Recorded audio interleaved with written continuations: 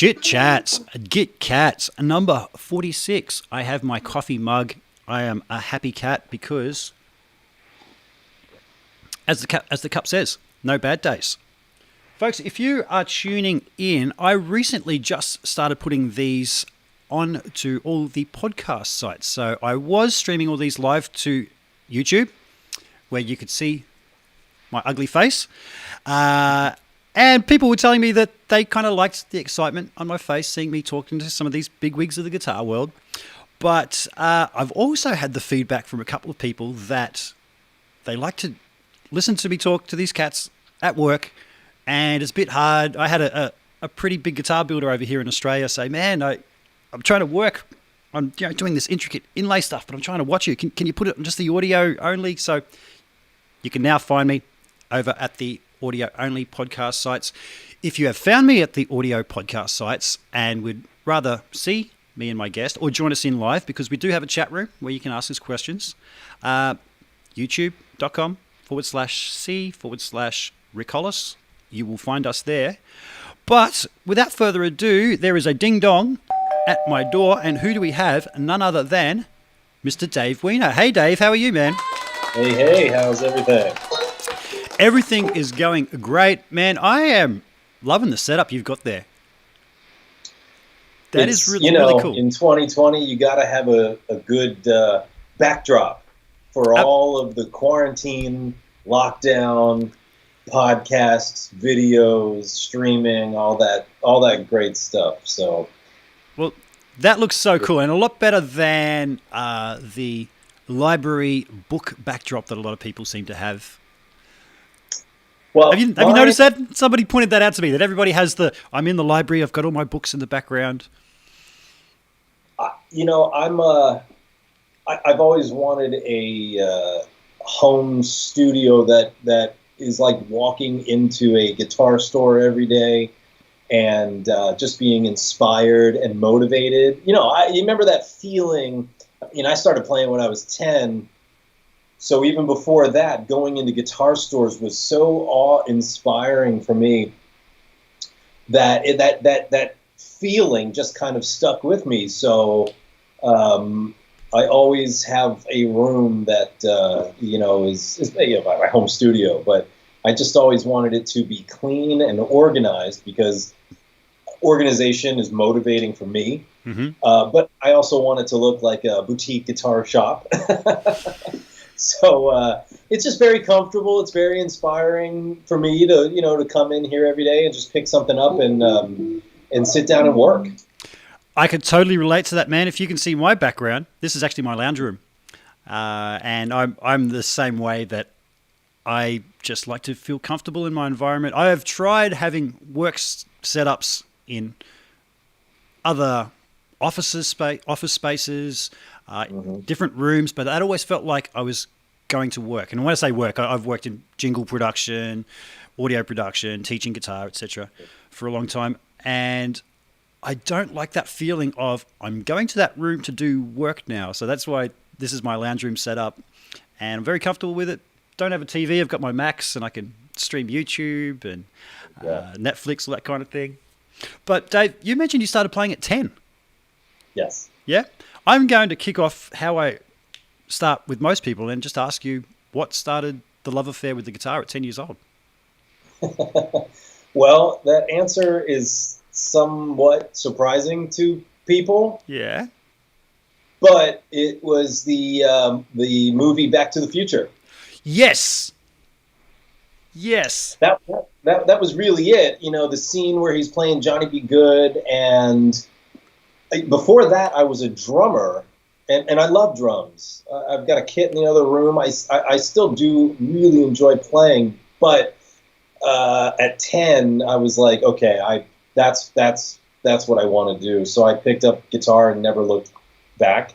But as silly as a reason as that is, that's my reason. I just was very inspired by that, and it was just off and running.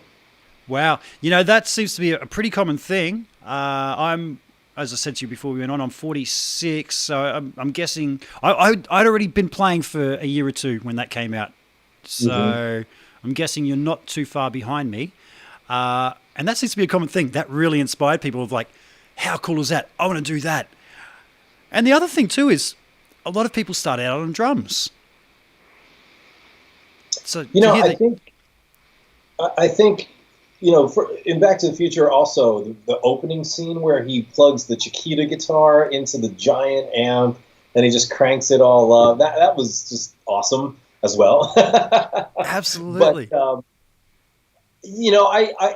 I'm thankful that I started on drums because as a guitar player, I think about rhythm as a priority more than anything else. And I think that's a good thing, at least for me, it's a good thing. Because if I'm not a super technical player, despite being in Steve Vai's band for 20 years. Technique is great. We should all know as much and be proficient with as much as we can about it. But I always just wanted to go.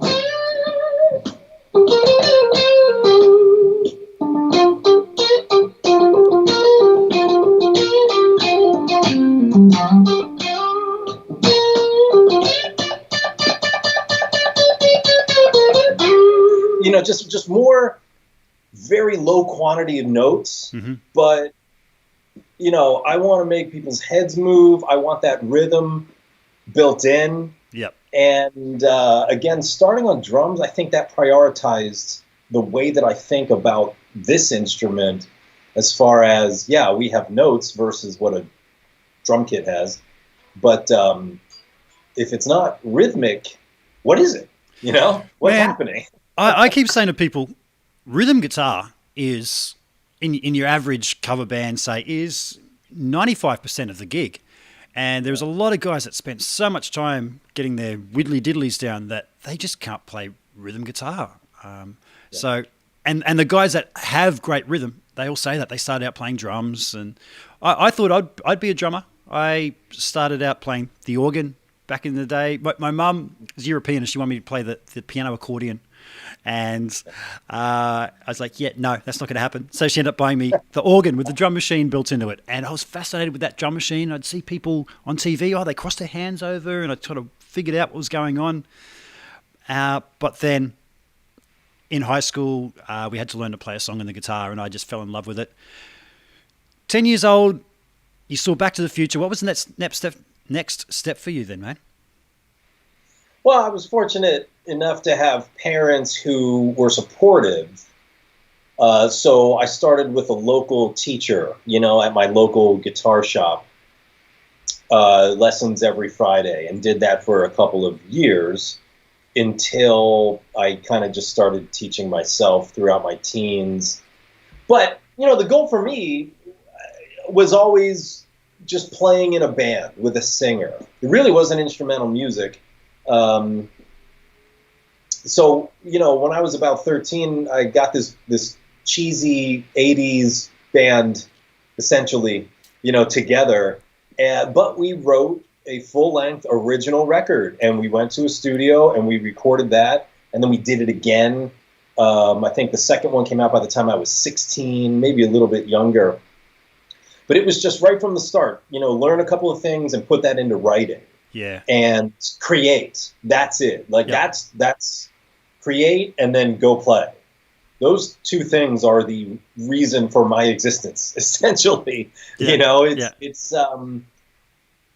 always been the cornerstone, writing. You're never going to be an artist unless you create. And it wasn't even that thought when I was really young. It was just that's what innately I wanted to do. I loved playing along to records, tapes, CDs, MTV when I was young. But it was always just creation that was really what pushed me.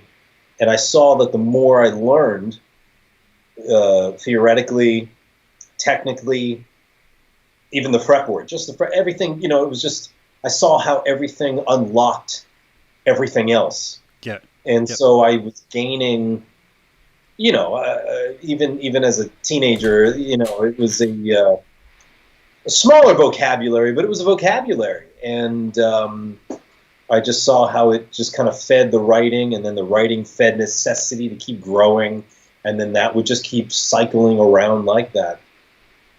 And I mean, that's the inspiration for me is creation to this day. You know, I've got just finished 2 full-length records for different projects, and you know, that's just what I do every day. Cool.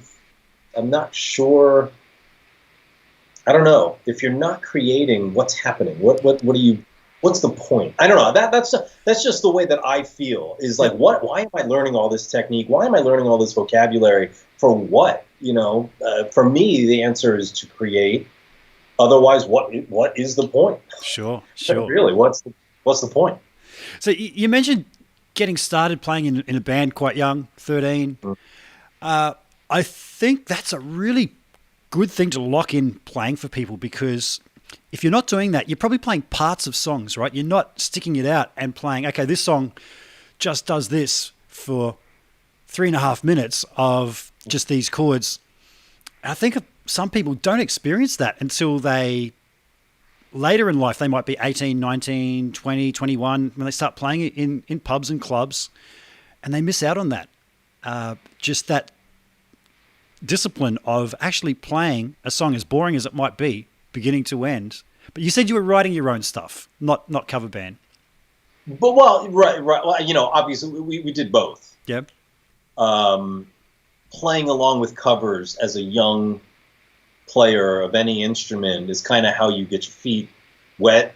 Yep. At least with how did these people use this group of chords? How did this player use this technique? And that's what's amazing, and it's still amazing to this day, because it's better than ever, because we have YouTube, we have, you know, Apple Music and all of the other streaming platforms that are so cheap. It's crazy. We can just pick and choose anybody and go find their music immediately. There's no going to a store anymore. We can find them immediately and listen to even the solo or part of the song and learn that and kind of get on this path that we're talking about here of inspiration.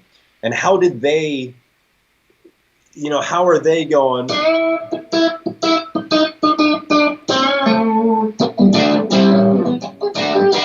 You know, Joe Walsh and how he did all that versus, you know, how's every other, well, not every other, but like the country guys who are doing the chicken picking, you know, essentially what that is, that when I heard that for the first time, you know, when I became aware of it, it was like, that's cool and that's not country, but that sounds like, it sounds like some chicken picking. Like I would hear, I don't know, some of the early country guys that I was listening to when I was young, like Danny Gatton, you know, and Brent Mason and some of these kind of players. But we have such access to so much information. Absolutely. And even if it's not a tutorial, even if it's not even a podcast, we still have access to the music that we can pull that influence from. So I certainly did that, you know, as a young kid, playing along to tons of different records and gaining that perspective. But again, for me, I think what was really important was not just absorbing and regurgitating. It was absorbing and understanding where they were coming from and then turning it into creation and doing with it whatever it might be that I wanted to. And I think that's the missing link. If not that we're talking about anything that's missing or guitar education or anything, but I'm sure it'll come up. If you ever want to get to know yourself, there's only one way to do it, and that's to create art on this instrument and find out how you might, you know, do stuff like that or whatever you're working on. If you're doing it exactly like somebody else, at least to me, when I hear myself doing something too much like somebody else, I stop and I go another direction because we don't need another one of those. Yep, absolutely. Absolutely. You know? So, man, you got a beautiful PRS in your hand, and I've seen many videos and pictures of you with PRS guitars. What did you start out on? back when you first started playing? What was the first instrument you had? My first guitar. Sorry, hang on one second.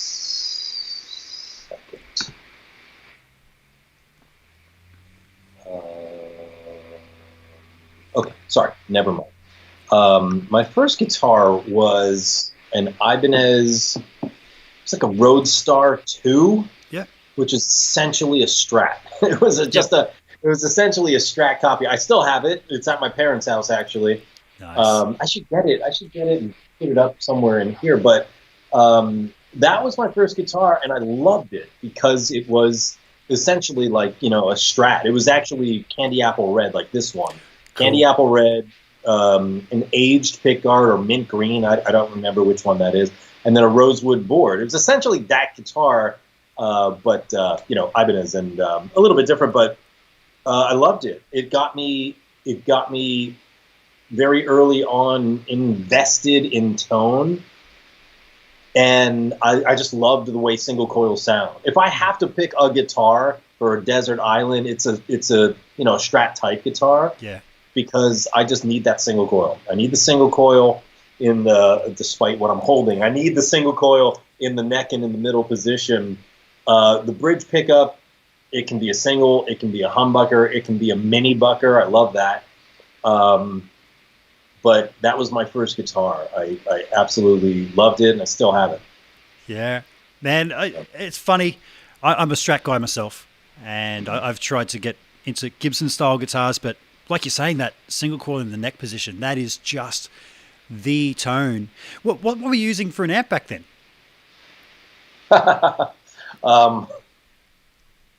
He laughs. Okay, this is going to be good. Well, if I remember correctly, my first amp was a Gorilla. I don't know if you had those in Australia. Yes, we did. It was probably a little 5 or 6 inch speaker. I couldn't tell you how many watts. None, barely any. Yep. But, back then, it was like the coolest thing ever. But, of course, it was a very low wattage amp. I couldn't even tell you what it was. 10 watts, something like it. It had no headroom, so it broke up very quickly. So I do remember my first pedal was a DOD. It was a little black pedal. I think it was called American Metal or Hard Rock, something like that. It was a distortion pedal, I remember getting that, and like anybody young getting new gear, especially a distortion pedal, everything just went on 10, and it sounded terrible. It just didn't sound good. Obviously everything on 10, sometimes it sounds awesome, but not through a tiny little speaker and a tiny little low wattage amp. It just was a giant mess, but I loved it. I had a blast. I had a blast with it. Cool. And what did you start off playing, man?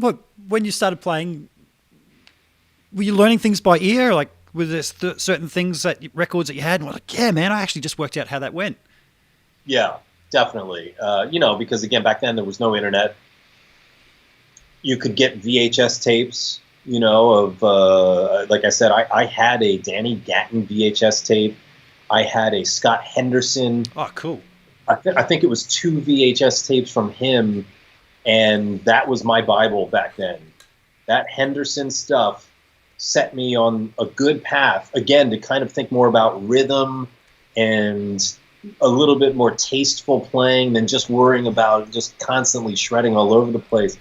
So I was listening to Henderson, Robin Ford, B.B. King, Stevie Ray, but also Steve Vai, Van Halen, late 80s, all those bands. And there were some really great bands back then with really awesome players. I mean, Andy Timmons, of course, Steve, Joe, Paul Gilbert. There were tons. There was a lot of crap, but there was also a lot of really awesome players. And even the players who weren't like kind of stand out as far as like one of these 80 shredders, they could write songs, right? So I took value above all else in the song, but also as a guitar player, obviously I'm focused on the what the guitar is doing. And that's probably the thing that led me to being a fan of Van Halen and Vai and players like Vito Bratta from White Lion. Yep. Who I've mentioned many times in interviews and stuff, is, they all had a thing where they weren't just sitting there playing chords. If they're playing like an A minor,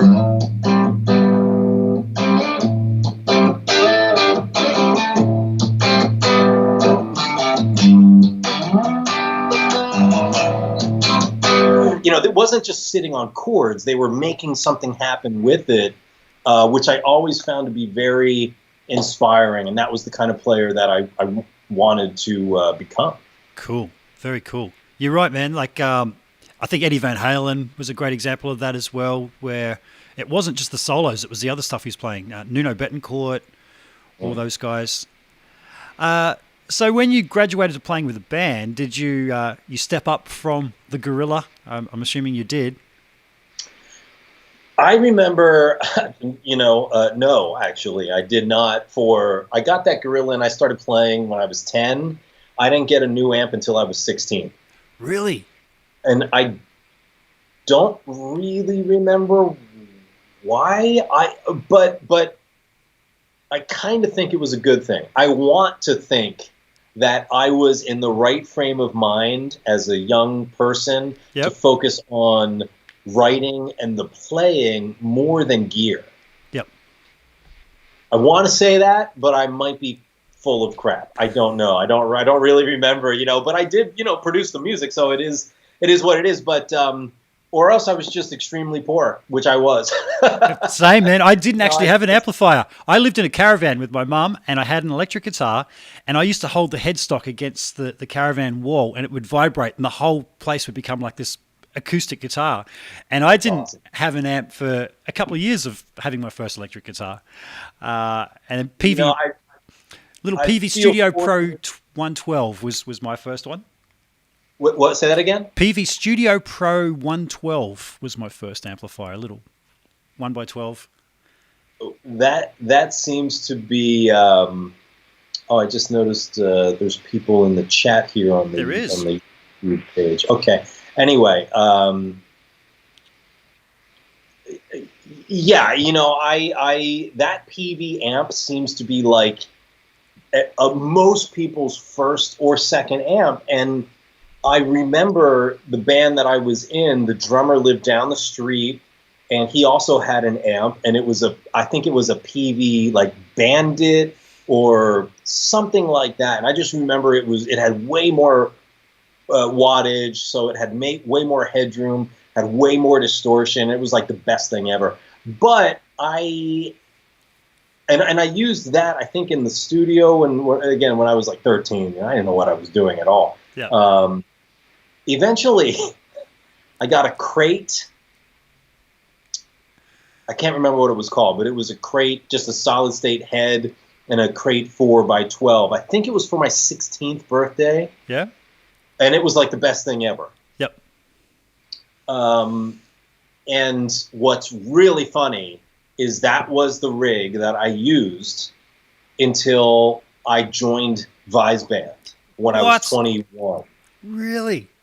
So I joined Vai's band. I was 21-ish, and I said to Steve, I don't, because I came right out of school, and I didn't have any money, So I said to Steve, I was like, I have no gear. I did have an Ibanez Universe, which was a 7-string, which I bought in a pawn shop. For a really nice, cheap price, And I still had that crate head, and I think I had a Mesa 212, which was an actually good piece of gear. Yeah. The Universe was fine too. The amp was garbage. So Steve just let me borrow some of his gear for the first tour that I did with him. Yeah. I mean, growing up, I was just more focused on playing and writing than I was into gear. I wasn't really, that much into gear. Somewhere along the line, I started wondering, like, what is this amp? Why is this amp different from this amp? And, this guitar with this wood and these pickups different from something with, like a Strat or whatever. So somewhere in there, I started getting really curious. And I'm the kind of person that, if I'm going to buy a new TV, I will research it to death. And then I will go buy like 5 TVs and bring them all home because I'm insane, and get them all out and just line them up and just look at what is the best thing at home. Because in the store, it's hard to tell. It is, yeah. And return policies are so good now, so I don't mind spending the effort to first do some research, narrow it down, bring everything home, live with it, and then go from there. So I do the same thing with gear. So, in my journey with guitars, like even the PRSs that I've got here, or the Strats, they're all slightly different. Some are alder, some are ash. Some of these are maple over mahogany. Honestly, most of my PRSs are ash. Yep. Ash is my favorite wood. I love the EQ in an ash piece of wood. So most of the custom stuff I've done with PRS, it's mostly ash. I think I have. I mean, there's only two mahogany PRSs. This one and then this green one, which PRS's bread and butter is maple over mahogany, just like a Gibson for the most part. But as much as I love, this guitar and the green one, ash is my preferred. But you have to figure that out. You have to put the time in to be able to understand what is the difference between ash and alder and all the other ones, basswood, sassafras, mahogany, all of these other ones. And I never wanted to be kind of ignorant to that stuff. Some pros say they just don't care about gear and they just want to create music and go play it. Yep. I totally understand that, but I want to understand the tools that I'm using. Yeah. I want to know what the difference is between this, maple over mahogany versus maple over ash, or just alder, or whatever it is. And I don't know. So I went down that road in my early 20s. I've kind of gone through that kind of mountain peak that a lot of people go through, where it's like I have way too much gear, and lately I've been kind of getting rid of gear. I know it doesn't look like it here, but this is the stuff that I use a lot. There's 3 amps here. They're all the same amp. They're Friedman small box 50s, and I've got some other stuff in other parts of the house here. But if it all went except for this and a few guitars, I would be okay with that. Cool. So you're a big believer in Tonewood then, huh? Because I've had conversations with guitar designers who swear by it, and then I've had other guys who say, "Nah, man, it doesn't matter. Our pickup only picks up magnetic vibration. It doesn't affect it." And it's funny that you say ash, because I've got a couple of Strats back there. I've got a few. It's probably all out of focus. I've got an older Strat. That's a basswood one there. There's that guitar there's mahogany, that Hamer. There's an older Strat. And to my ears, if I got them there and I just run my finger over it, the difference that I hear in sound of them acoustically is what transfers to when I'm playing them through an amp. So I totally do believe that it does contribute to the sound. And you say you like ash. For me, ash has a bit more of a scooped mid-range and a nice big warm low end and some bell-like highs. Is that what you're hearing? I hear a nice soft brightness on top. My ear is really in tune with frequencies I hate. Yeah, same. I hate 3K. Mm-hmm. I've done tons of engineering, so if you know engineering, 3K is the ice pick in the air, and it can go up from there. 7K can get fizzy and all that kind of stuff. Yep. Ash to me, has enough of that brightness, but it's a different quality to it. There's a bit of a softness in the quality of ash. It does have a bit of a, marginal scooped mid-range. It's got enough low end for me. I don't like a lot of mid-range, which is why if I'm going to play something crunchy or overdriven, mahogany is okay for me, but I cannot play mahogany guitars clean. I'm not into that mid-range bell sound. Sure. I just can't like a slash clean tone, which is just a generality of a Les Paul to a Marshall, but slightly, I can't, like, that doesn't work for me. I need a little bit more even EQ, if not a tiny bit of a dip, somewhere in the mid range and in the upper mids. But that said, like, this is clean-ish. A little bit of dirt on it.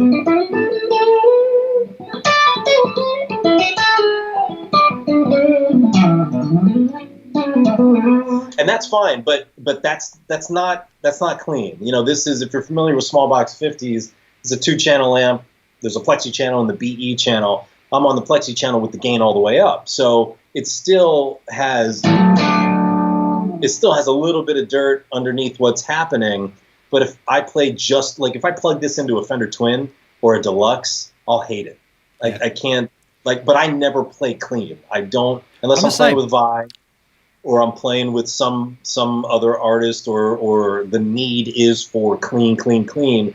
Otherwise, I do not play clean. If I want to clean it up, I just take this and I'll bring it down a tiny bit.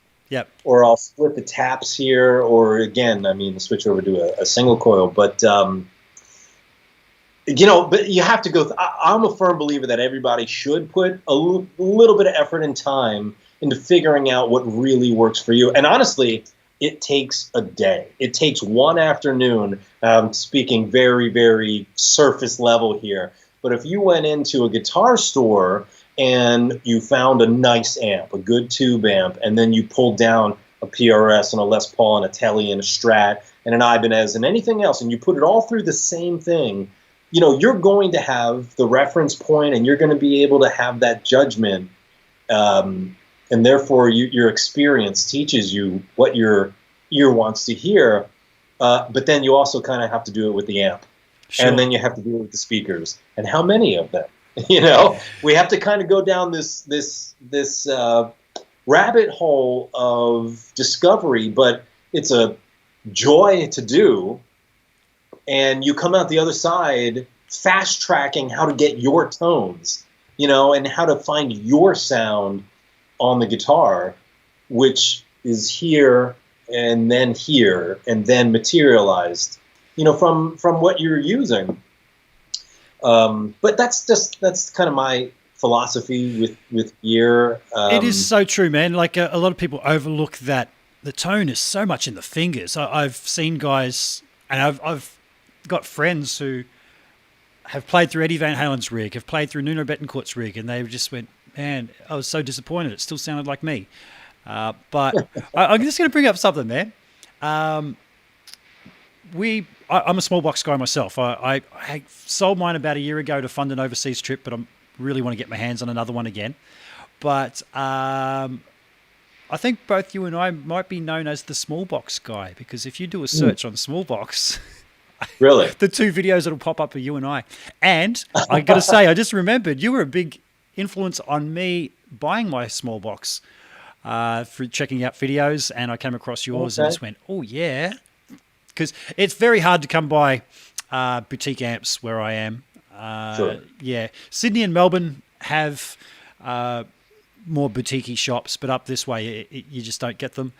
So a lot of my decisions were made online, and you influenced me in getting that. And I've been to NAMM and the like and had people wave me down and go, hey, small box guy, because of my demo. So that's quite funny. That's great. Yeah.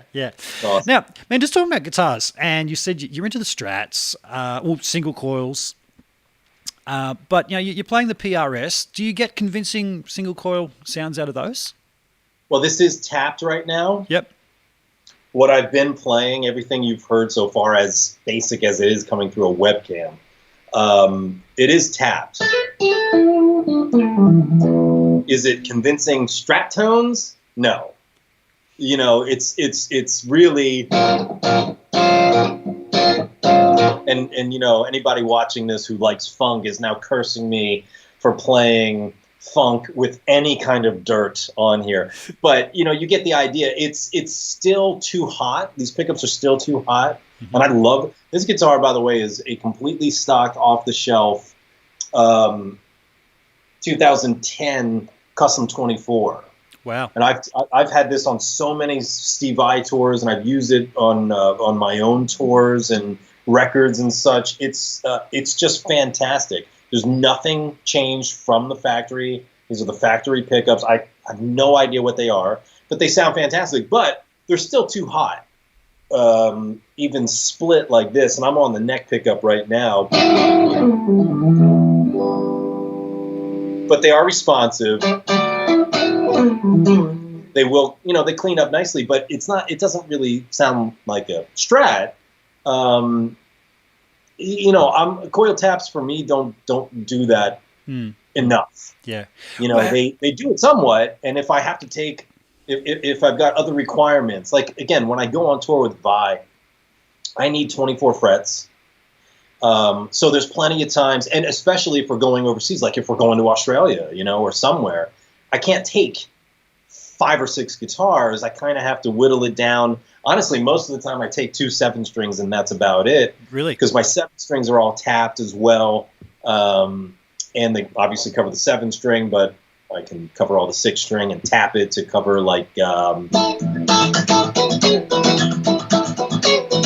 song Answers that we play with Steve, which is very Strat sounding. Yep. And it does have an envelope filter on it as well. People don't realize that either. Oh, cool. But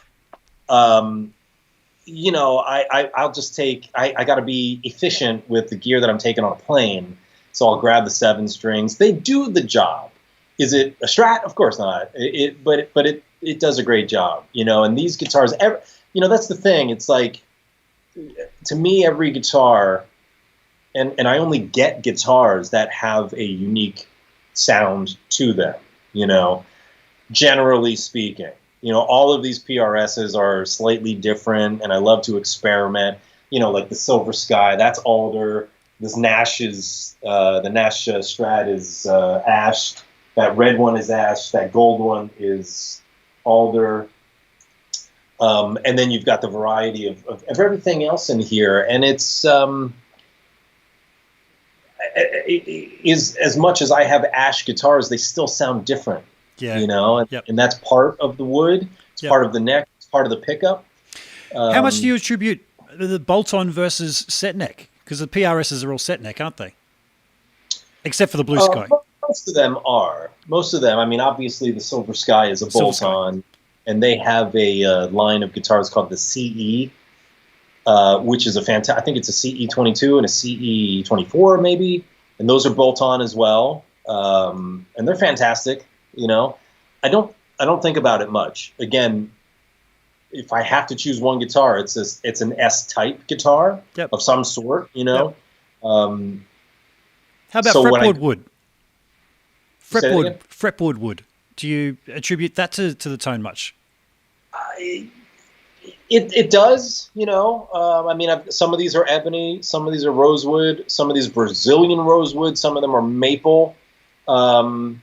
There is this orange one is Cocobolo, which is from what Paul Reed Smith told me in the rosewood family. Mm-hmm. You know, so is it that much different? No. I mean, honestly, I would have to have the exact same guitar with the same woods, the same pickups, but just like maple versus rosewood to really hear that difference. Yeah, yeah. I mean, there is a difference. Maple's, you know, generally got a little more spank to it. I don't really care one way or the other, though. Yeah. You know, I'm good with either. Cool. Man, I'm just going to pick your brains a bit about your knowledge of the guitar, because you've got the Gootopia. website, which is excellent. And you used to do the Riff of the Week as a free thing on YouTube years ago. Yeah. And I remember tuning into those and picking up some great ideas off you. Go ahead.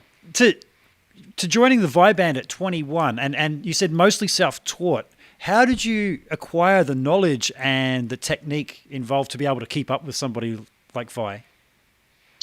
You know, I've said it a million times. If I did not audition for Vai, I got that gig because while I was in music school, I happened to meet his manager at the time, Ruta, and I was working for her. And by that, I started to get to know Steve, but I never pushed myself, my playing. I never pushed any of that onto him. You know, you got to listen to me play because then you're just a fanboy, and you know that's not going to get you too many places. So I let Steve ask to hear my music.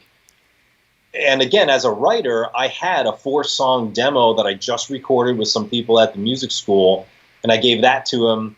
And he heard I could play. I was a competent player. But he also got to know me. And that's what you want in your band. You want your friends in the band. You want people you can trust in the band. Technically, as a guitar player, there was, and always will be a billion guitar players better than me. Better. Again, what does that come down to? Technique? Sure, absolutely. I'm the self-admitted, not the most technical player out there, as much as I love it, and I'm a big advocate for technique.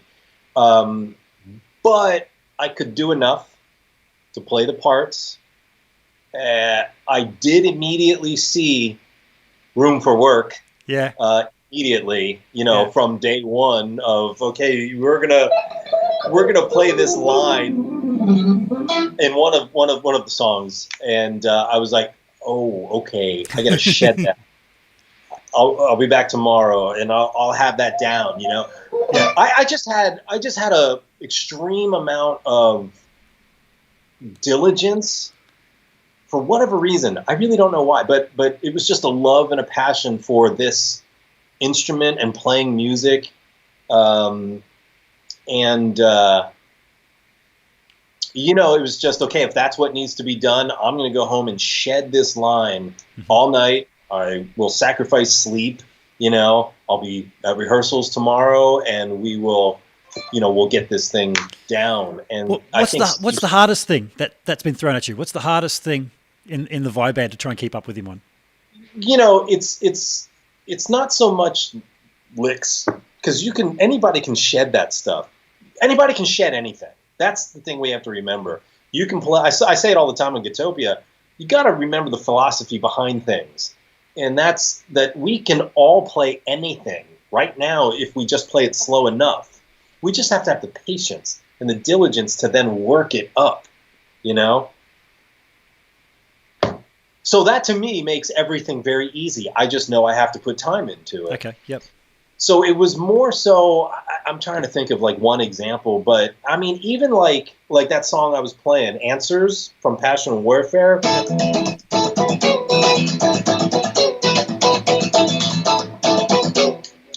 I walked into rehearsals and I thought I had that down, and Steve's like, no, that's not even close.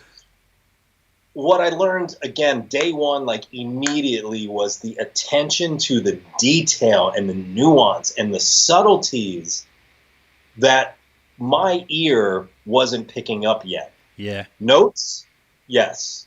Some of the movement, yes. But the details and the subtleties and the nuance, I was not. And it's not that easy to really listen, and dive into that stuff, as there are so many layers usually.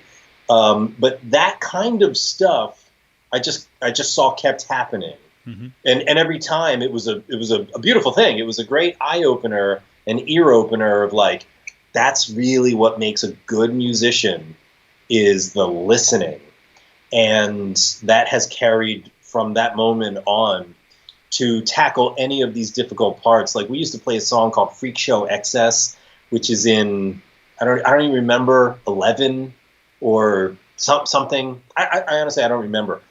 But I used to play sitar on that, and I was playing a sitar solo, and that was difficult. It's a lot of the timing stuff.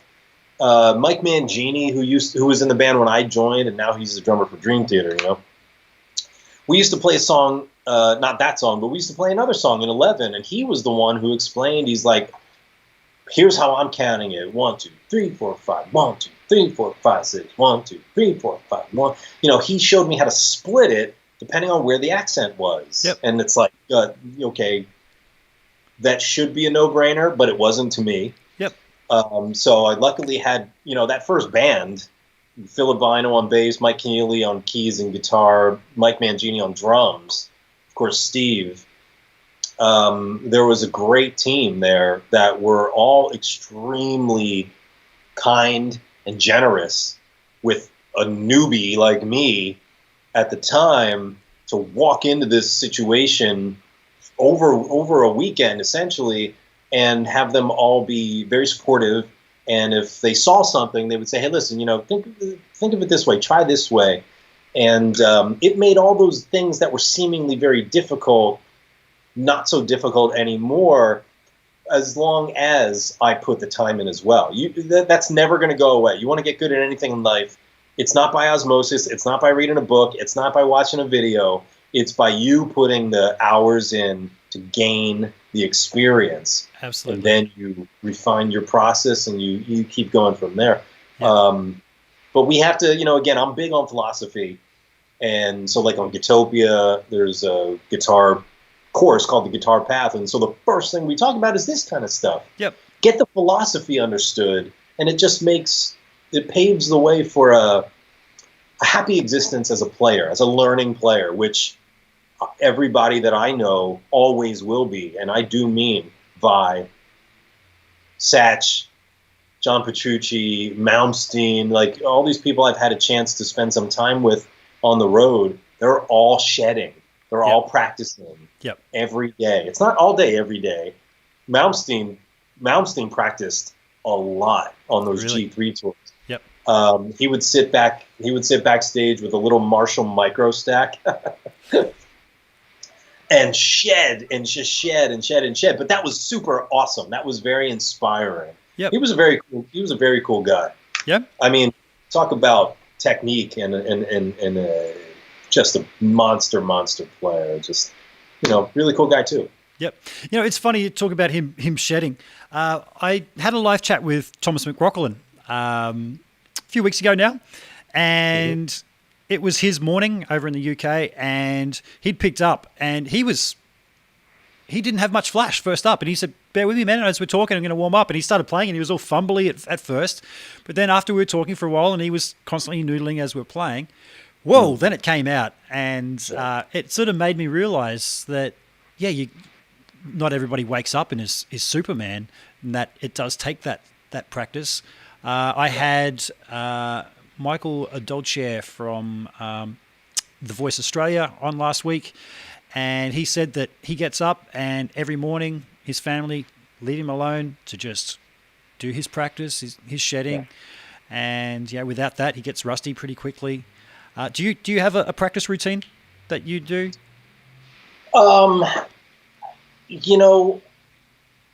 Now my practicing is in the form of improv. And that's pretty much it. But it's not like I don't think of things. I mean, that is the test. That is the challenge to see where anybody is as a player, to throw on a musical situation and try to answer it. Because you have to think of everything from the ground up.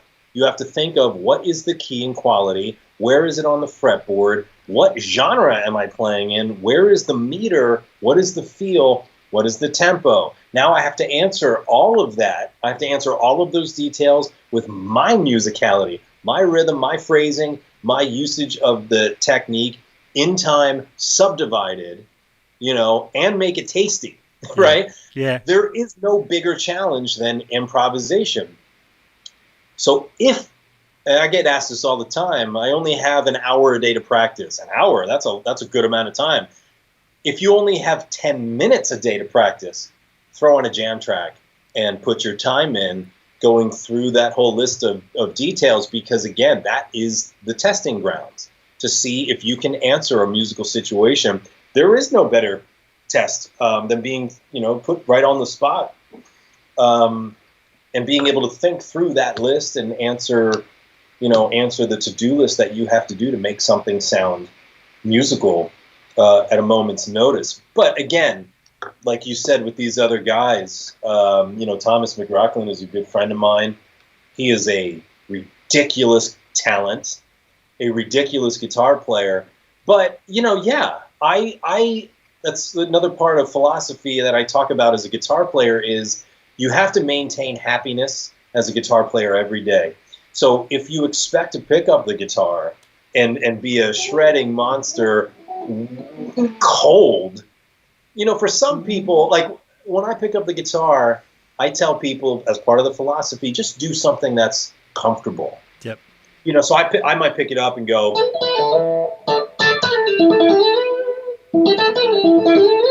just kind of start running my fingers through stuff. It's not the most musical thing ever, but it starts to get me warmed up, and I start to, just start playing through. Okay, yeah, I'm going to play E blues, and then it starts to fall. It starts to fall into place the more that I get warmed up. But I used to be one of those players that was like, why am I not shredding perfectly at 8 a.m. after I just woke up? First of all, I'm a musician. I'm never up at 8 a.m. But just generally speaking, I let myself understand and have a break, ease into it. Start off, just start off with something that is easy, but at the same time, always and forever musical. Yep. I think that is something that can happen from note one of every day, and it sets the tone for the day as you're playing. No matter what you're doing, it should sound good. Yep. At least that's for me, but that doesn't mean technicality. Yep. And that doesn't mean speed. And so therefore, we can pick up the guitar and just go,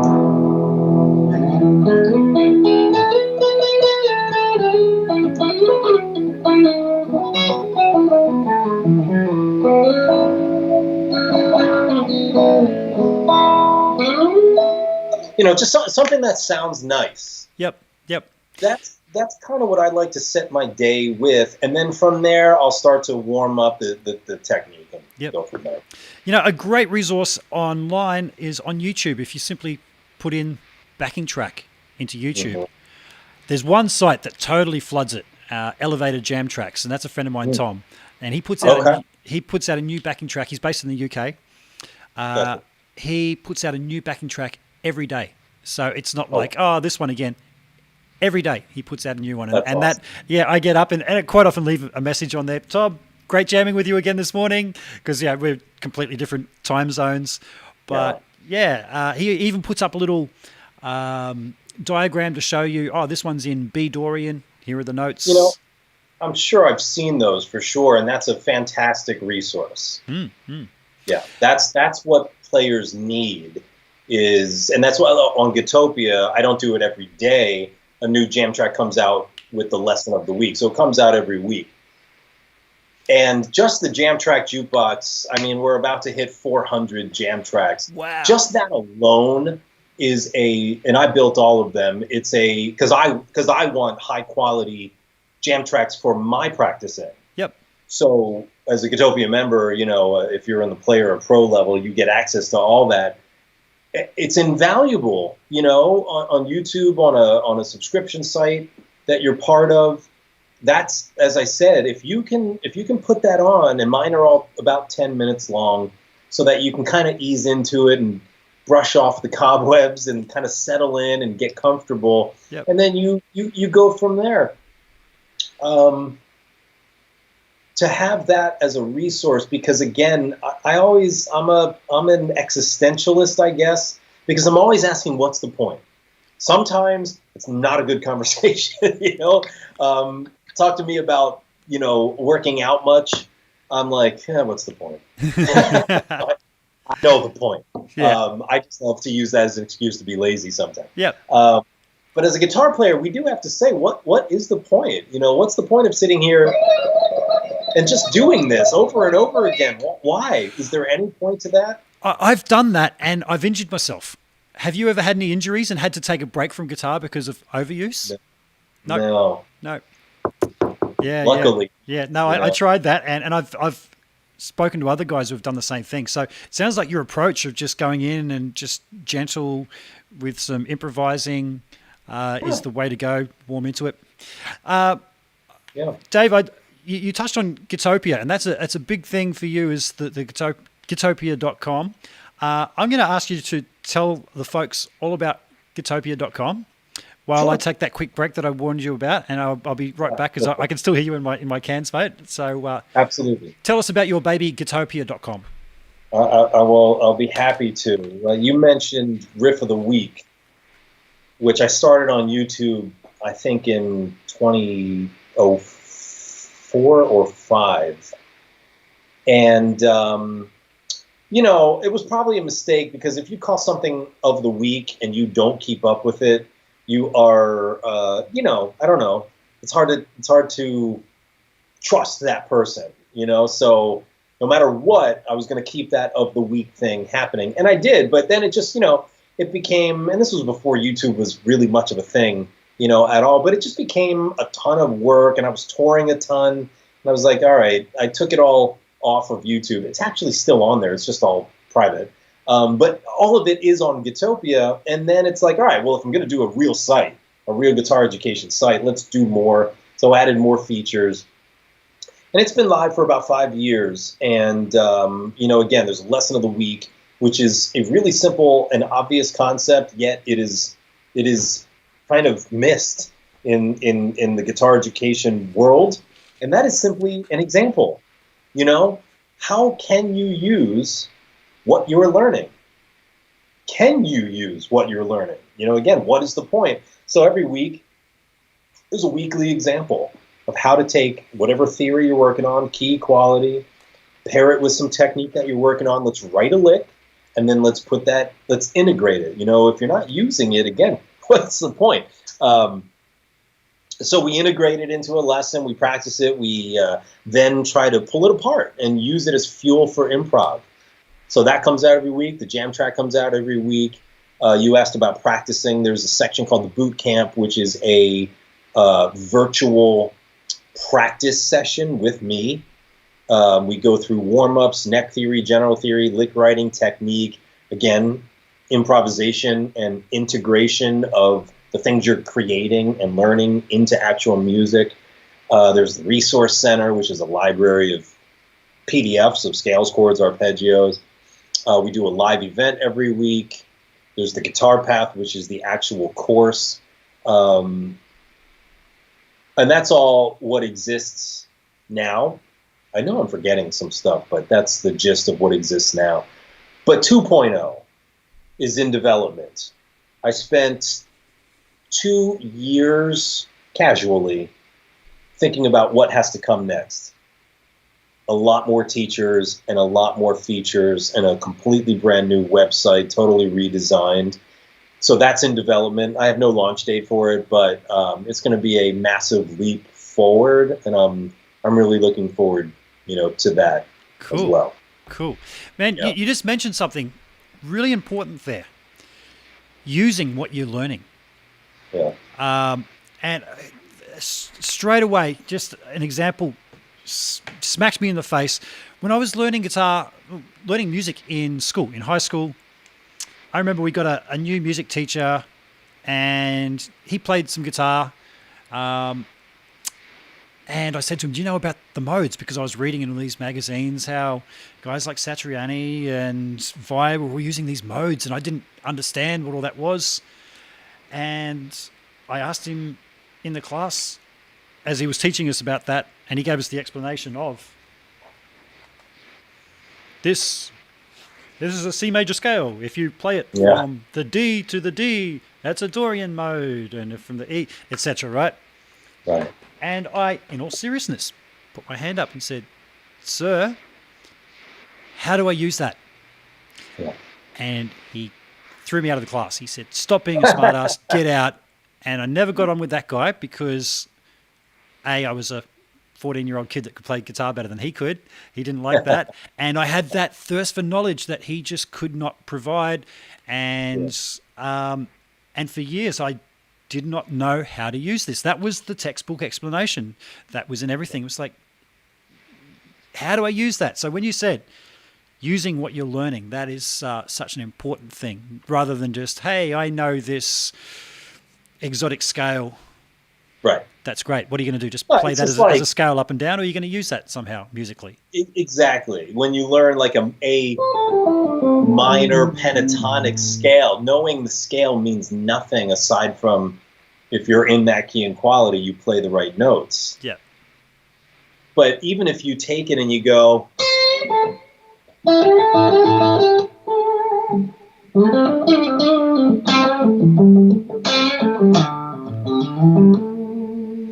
now we're using it. Why? Because of the musical elements, not the notes. It's never the notes. That's a prerequisite. But what are you doing with it? How are you playing it?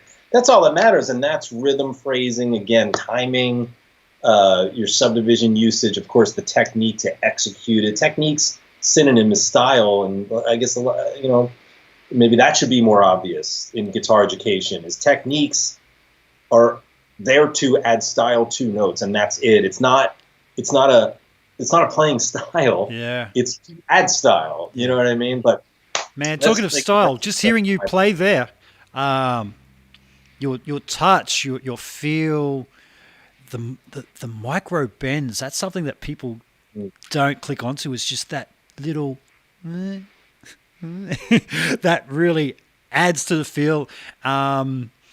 That's just you playing those licks. That's so much more impressive to me than running a scale up and down as quickly as you can. Yeah.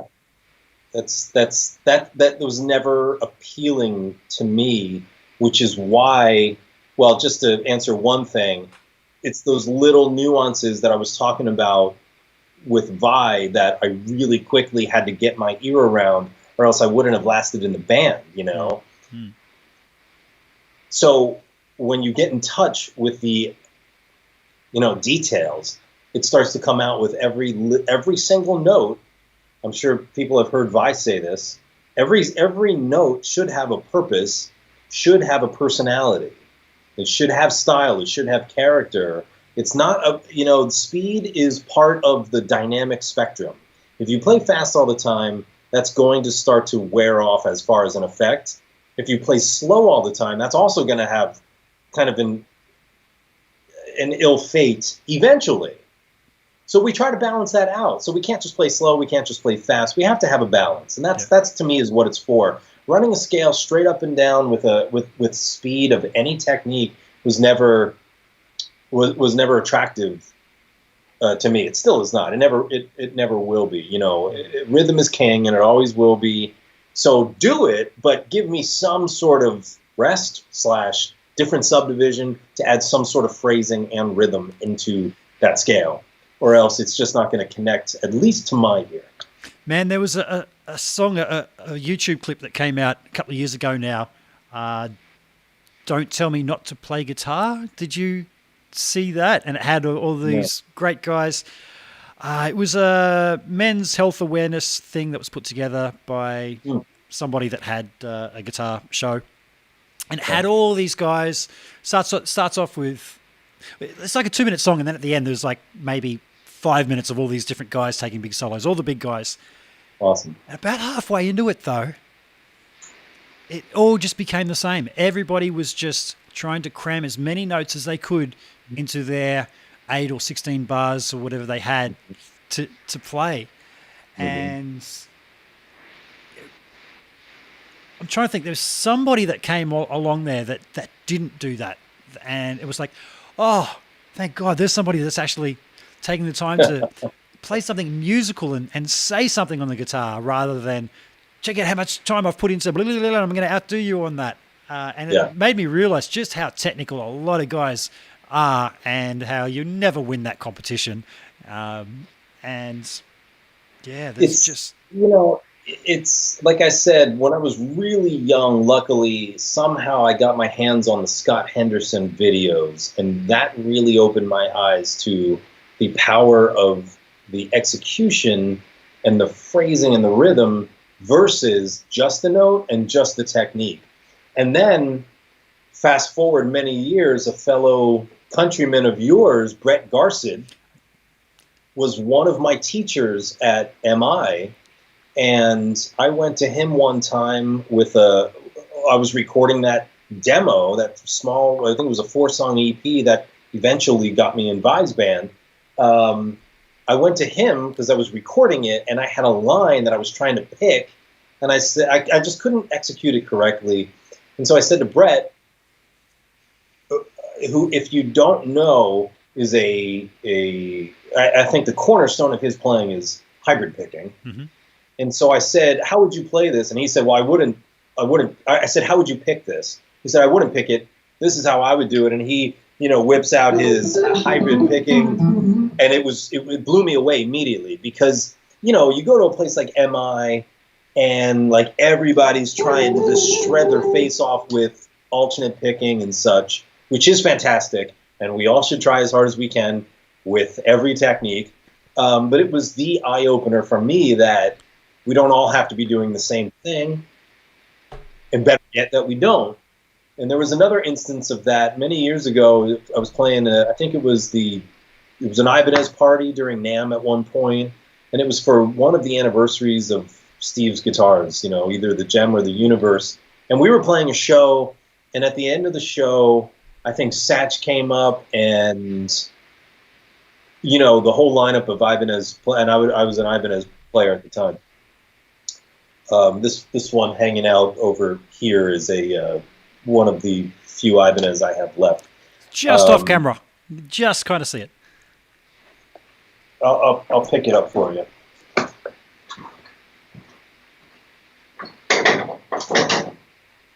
This one.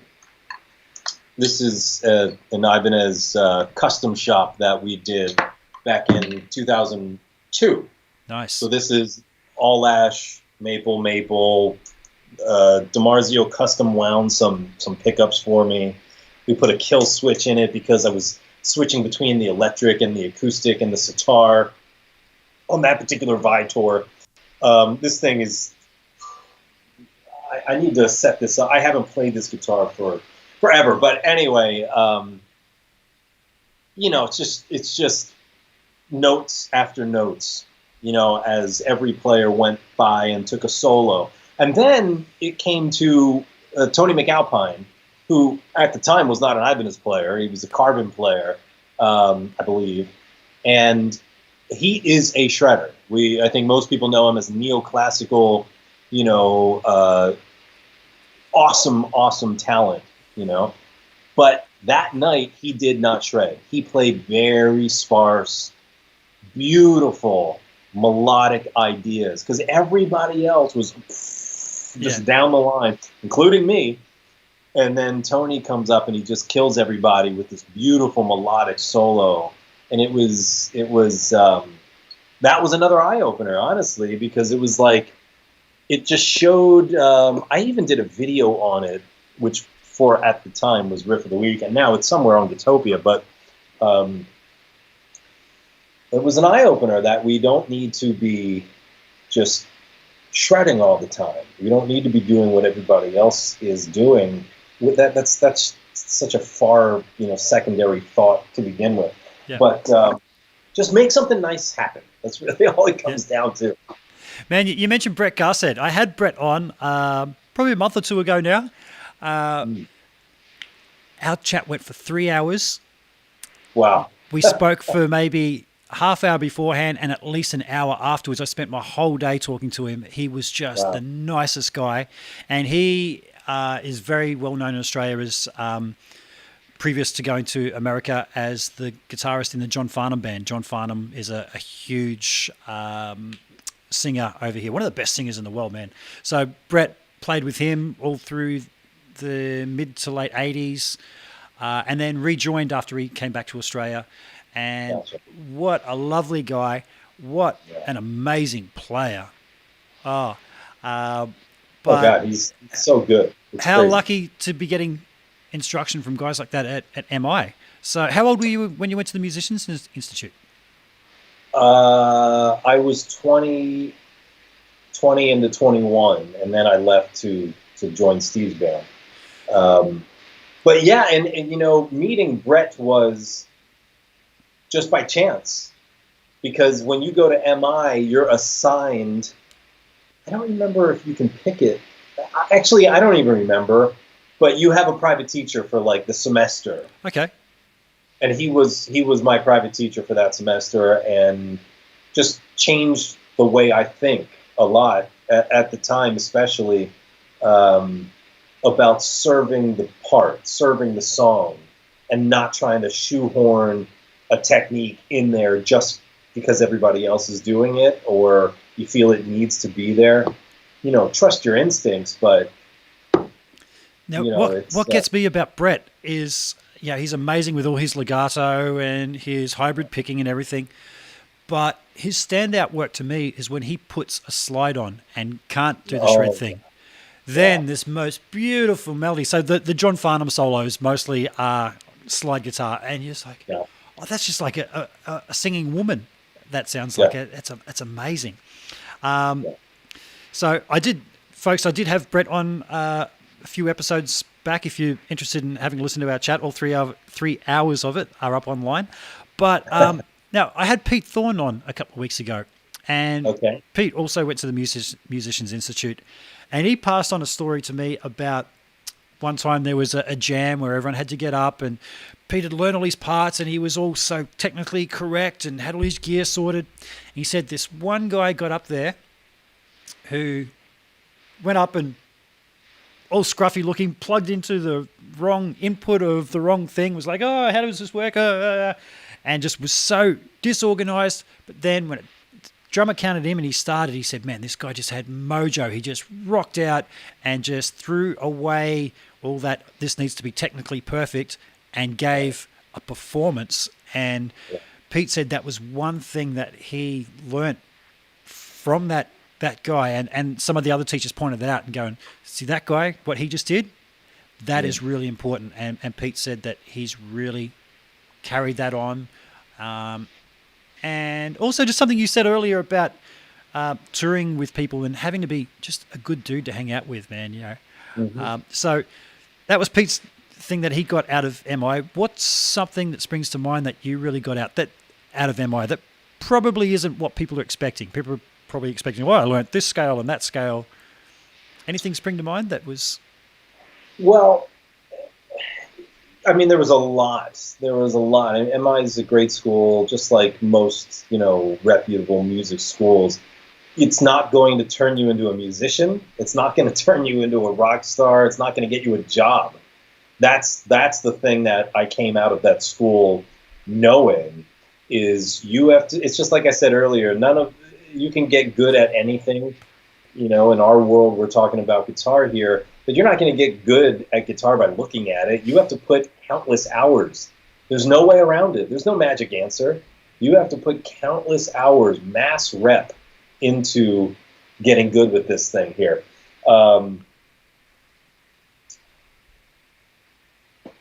So,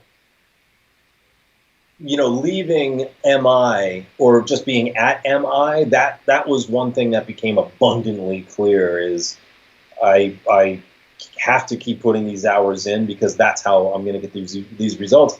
But again, it's also getting to know some people, your network. Not that that's everything, but again, if you're the best guitar player on the planet and nobody knows you or you don't know anybody, then it's hard to get out, right? It's hard to get gigs. It's hard to go out and just try and get your foot in the door. So that's something that I always recommend to people, kids who are going to school. It's not just about the classroom and then the time that you are going to be at home shedding whatever you're shedding. You have to get to know people. You have to create. I'm sure anybody can tell that's a big mantra in my world is if you're not creating, what's happening? What are you doing? Absolutely, man. That's cool. And networking, I think, like you said, is such a big thing. I mentioned I had the small box, and I sold it last year to attend a YouTube event in Germany called 42 Gear Street. And that had a lot of the big guitar YouTubers. And I was the nobody that Henning took a punt on and said, yeah, man, I've seen your demos come along. And I had to sell my small box to be able to afford to buy like a new camera and flights and things like that. But I got there and I got the vibe from a few of the bigger guys of, hey man, we've done the hard work ourselves. Don't try and muscle in on my videos. I got that vibe from a couple of guys early on. So I thought, you know what? That's cool. I'm not going to try and muscle in.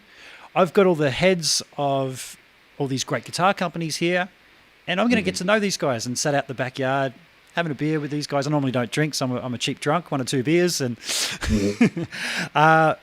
and the networking side of things, as you said, making those relationships.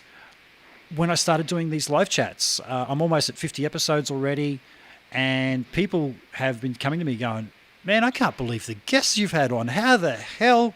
It's like, it was the networking that I did there. So for a little while, I was bummed that I sold my Pride and Joy amp, but those relationships formed by doing so has just been so invaluable.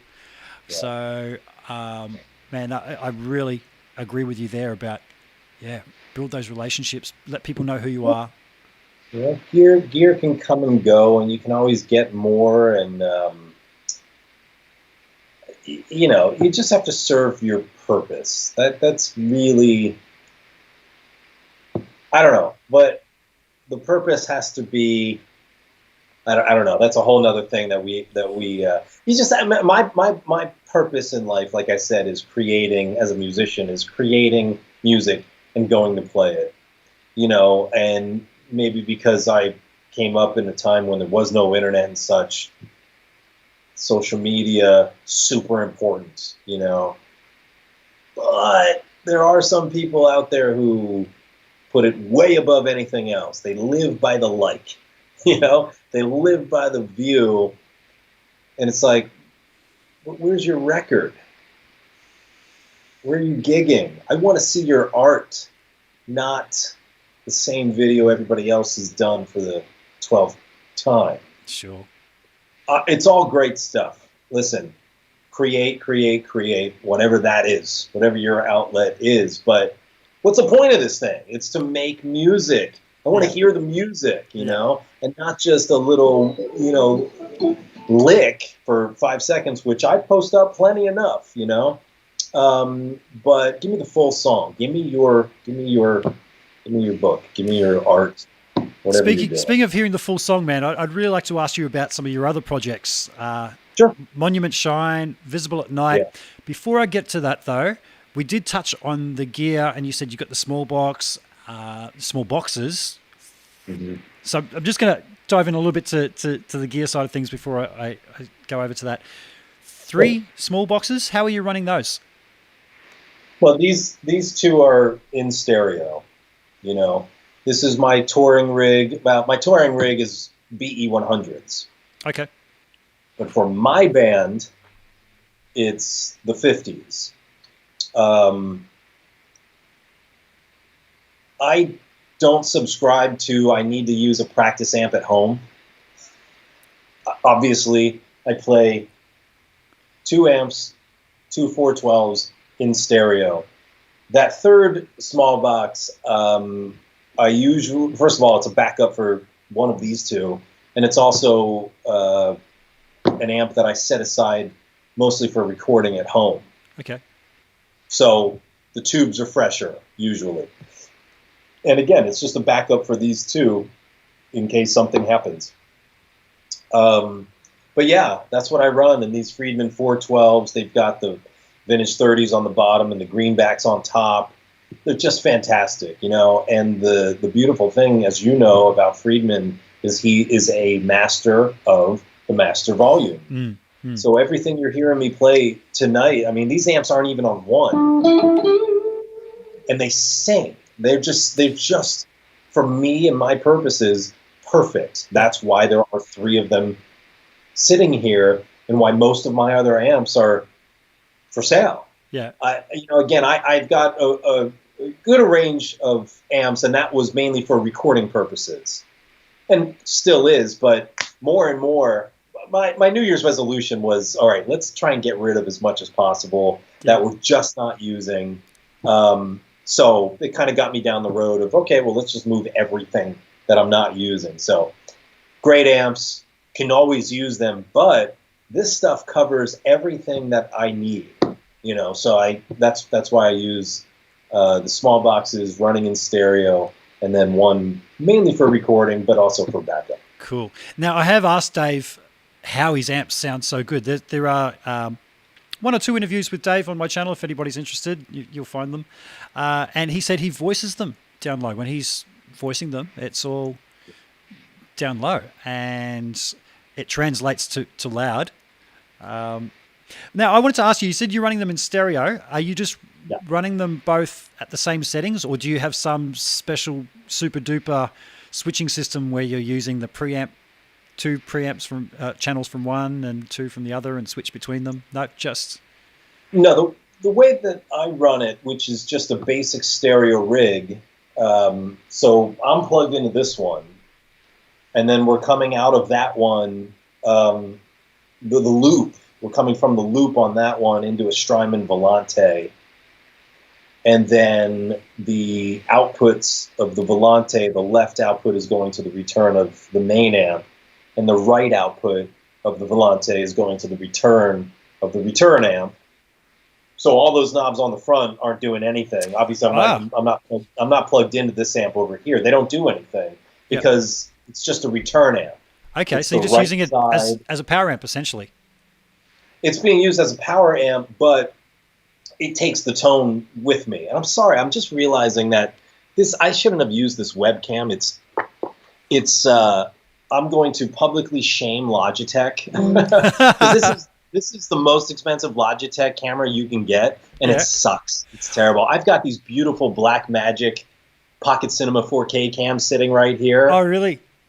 I don't know why I didn't use them tonight, so I apologize to everybody watching for the slightly. It looks fine, man. I have tried the various best webcams, and you're seeing me on my MacBook, but there is actually a Canon camera just above it that's being broadcast. I can tell you're not using a webcam, but I certainly am. But anyway, that's the basic, rig. And the great thing is, again, the tones of preamp, or the first amp, follow into the second one because it's just a power amp. It's accepting the return, so the channel switching, everything goes with it. And it's awesome to use different amps for this purpose, but using the same amp is always going to work better. Unless you're trying to mix two preamps together, which is always a beautiful thing too. But I just want one preamp and a return amp, left and right. And it's actually a very simple setup. Anything that has two outputs can make that happen, like a chorus pedal or a stereo reverb or a stereo delay. It's just right now I'm using the Volante as a little bit of reverb, a little bit of delay, and it's also acting as my split. Cool. I was going to ask, I wasn't familiar with the Volante, whether that was what type of unit, but that's reverbs and delays, is it? It's mostly a kind of tape machine delay type of pedal. Yep.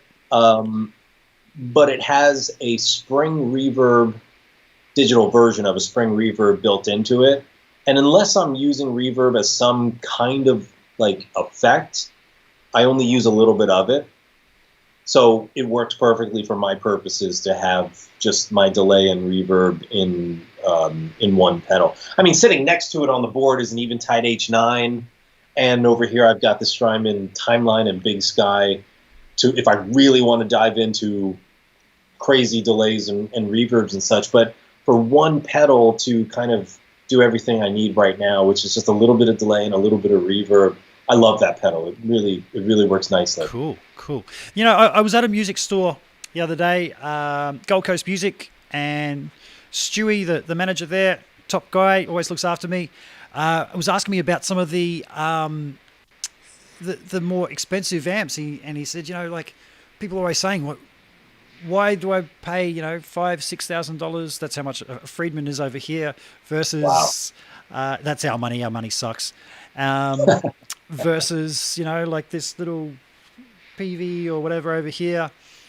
And I said to him, man, it's not until you get into a room or on a stage where you're really cranking it that the modelers, for me, totally fall apart. There's just not that separation, and that little 10% extra of a well-designed boutique kind of amp. Yeah, I think it's at really high volumes that you hear the difference. It doesn't fall apart. Although, having said that, the Friedmans do sound great at a low volume. Have you experimented much with modelers trying to play live? Not live, but I have an Axe-Fx 3 sitting right here. I had a Kemper.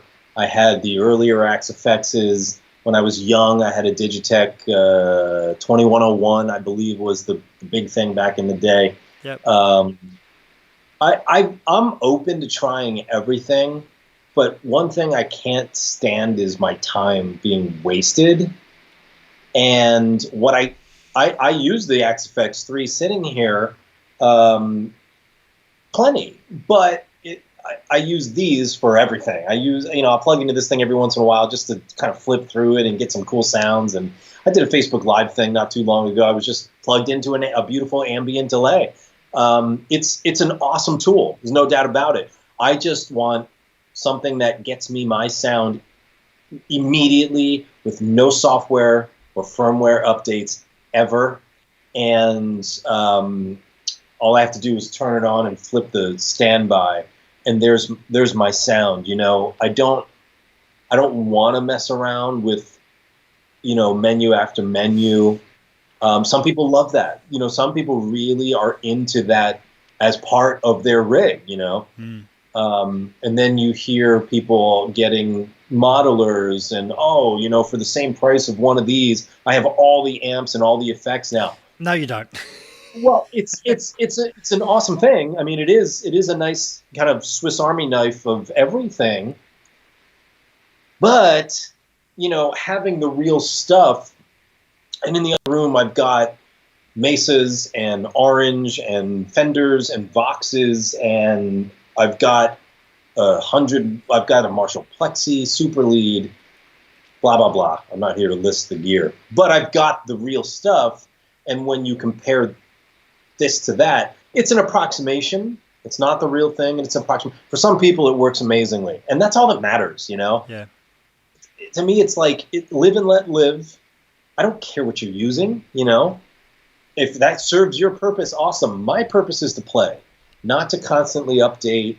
Not that you have to, of course, but I don't. If I want to tweak a delay setting, I don't want to have to go menu, tweak, store, enter. Oh, that didn't do it, so I got to go back there. You know what I mean? I want to go down to my pedal and just go boop, and be done with it. Oznoy brought that up. I had a chat with Oznoy a couple of weeks ago, and he was saying about I got one right here, the Line 6 HX effects, and how he just wanted to be able to turn knobs and not go to the menus and stuff. And this is fairly easy, but still, you've got to be on the right setting, and these knobs are conductive. So if you accidentally touch one, it automatically jumps over to the other one, and it can mess you up. But right beside that, this is something cool. Have you seen these? The Blue Guitar Amp 1. I think I saw that guy playing or demonstrating. First of all, great guitar player, that guy. Thomas Blug, he's a great guy, man. I know Thomas. He's really, really good guy and great guitar player. Yeah. I think I just passed him at NAMM. That was really it. I passed him at NAMM, but that was the extent, of it. The other thing about all the modeling, which is, again, if it serves your purpose, it serves your purpose, but it is a computer, and in a few years it will be a paperweight. Yeah. Well, that's technology evolves. This is all analog. This actually has knobs. Let me just cut to a screen of just me. So 4-channel analog. It's got a digital power amp. It's a 100-watt power amp built into it with a little nano tube to just get a little bit of that sponginess. That's awesome. But, man, we cranked it up yesterday. A friend bought this on my recommendation because I had sat in with Thomas Blug and he demonstrated it to me, but I've never played one with me turning the knobs. It's always been Thomas doing the turning of the knobs. And so the guy that bought it said, man, you borrow it for a while and have a play. And I was really impressed. Where I live, there's a lot of noise restrictions for the smaller shows, and you're expected to have a completely different rig to what I'd be playing when I play with bigger artists. So this really intrigued me, and I got to say, man, I had a bit of a play with it yesterday. I turned it up to about 7 to see how loud it'd go, and people outside said, man, oh, geez, what the hell? What were you playing then? And it blew me away. But yeah, just you're saying about digital. This is all analog with knobs that you can actually just grab and twist and just That's immediate. great. So That's great. I'm going to look into those. But mate, I digress. You were saying, well, I was about to ask you about some of your other projects because enough of the Steve Vai talk and the gear talk. You, as you've been sitting there playing, are very much your own player. You're not just the sideman to Steve Vai. Right. Tell us about, and there was some people asking about this in the chat room as well, Monument Shine.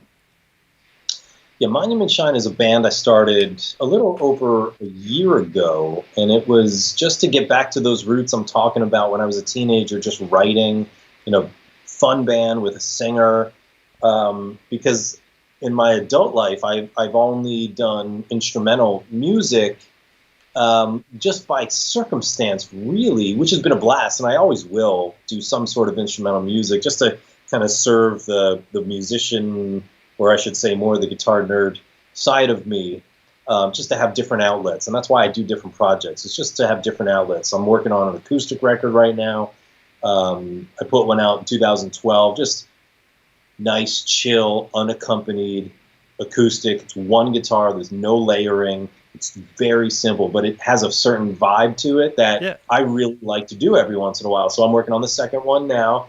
Monument Shine is another project, and it's, I want to say jam band-ish with, I just wanted to put a band together with great musicians, writing good songs, but songs that we could kind of stretch out live. And that's kind of where the jam comes into it. But this whole quarantine thing, we started, I found a singer. So I put together a band last year, and we played a show, released a single, a video, all that great stuff. But the singer that was in that, this girl, Michelle, fantastic voice, she was kind of doing it for me as a favor because I could not find a singer. So I have another singer now. I've got a different band, and been writing this year so far. And we were just going to do one song and put that out and then go from there. But because the quarantine happened, it turned into a 5-song EP. And then today, as I mentioned before we started, finished a full-length record today. As far as the writing is concerned, now we're going, because it's like, well, we can't gig. Let's just keep writing. Let's just keep going here. So finished up song number 10 today, which might be my favorite out of all of them. But now it's about to decide. It's about the decision to figure out which one to record first and release. So we're just going to release singles for now, while moving towards obviously releasing the full length at some point. But it's kind of like the way the music industry now is. You just release a single now, another one in 3, 4, 5 months, and you just kind of do that until you're ready to release a record. Especially this year. This year has kind of just hit the pause button on everything, obviously. Yeah. But certainly, the whole point, again, is not only to release the record, but to go play it. And that's kind of off the table right now. And for the time being, which totally sucks. But it'll come back around. In the meantime, just writing and writing and writing. So that's that band. Great band. Right now, 5-piece. Vocals, bass guitar, keys, drums, even though all those positions have not been filled. But And then there's my this trio, this fusion trio. Again, talk about an outlet. It's another outlet. Because it's fusion, we do anything we want. And we've been playing together for about 12 years. We never released anything.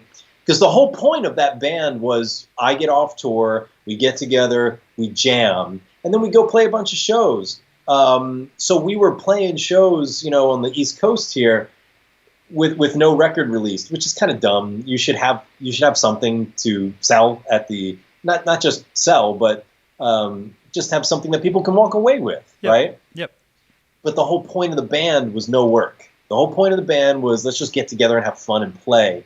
And our jams would turn into these 45-minute long, hour-long, multifaceted jams that we started just doing live. We would go and play live shows with nothing prepared. We would just start jamming on stage, but we had the communication between the three of us, it was guitar, bass, and drums, that we could just jam live and turn it into songs. We just played not just, but we played, I guess it was right at the end of last year, December of 19 was that band's last gig. And again, we didn't even rehearse for it. We just got on stage and we started playing. And wow. Its purpose is for that though. It's like, let's just see what happens. That's incredible, man. You must have a lot of faith in each other or know each other's playing well to be able to read where the others are going and not be scared to fall flat on your face at times too, I guess. Sure. Again, we've been playing together. I've known the drummer since 2003. And then we met the bass player, this guy Rob Smith, in 2008, and we've been playing together ever since and played a lot together. So the communication, again, like I said earlier, the musician's number one tool is the ear. It's just listening. Excuse me. And we just have a blast. So we're looking at each other, we're listening, we're giving signs, we're just yelling at each other, on stage. And it's just a lot of fun. The whole point of it was no work. Let's just play. Let's have a lot of fun. So what sucks, though, is we do want to release something. It's just there's been either I've been back out on tour or other various things have kind of gotten in the way. But we are still looking forward to releasing something at some point. When, I have no idea. But, that's that band. It's a lot of fun. Cool. Yeah. Mate, I'm just going to start going through some of the questions in the chat room because there have been a few people there. Starting at the top there. Wow, okay, some nice comments. Hey, Dave, your Gootopia site rocks. Riff of the week was also cool. Awesome. Let's see. Just a lot of hellos and things there. Dave, would you recommend being endorsed? Pros and cons. Okay, when I first read the first part, I thought, of course you're going to recommend being endorsed. Who doesn't want some good deals on gears? But pros and cons. Now, that's something that I've had an off-camera talk with somebody recently who was with a particular company, and he said things weren't so good behind the scenes. Any pros and cons of endorsements that you'd like to talk about, Dave? Again, I think everybody kind of grows up and they're like, oh my God, it'd be so awesome to have an endorsement and get custom gear and free gear and all of, or discount, whatever your deal is. Sure. I mean, that's never going to not be good. That's always a great thing.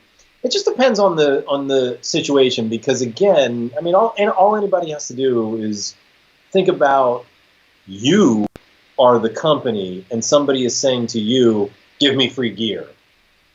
For what? It has not been difficult for me to work with companies, and that's not because I'm any name or anything, but it is because playing on tour with Vai, the audience at those shows is concentrated demographic for the music instrument industry. You can go to a Foo Fighter show selling out Wembley Arena. We will have more musicians at our show per capita. You know what I mean?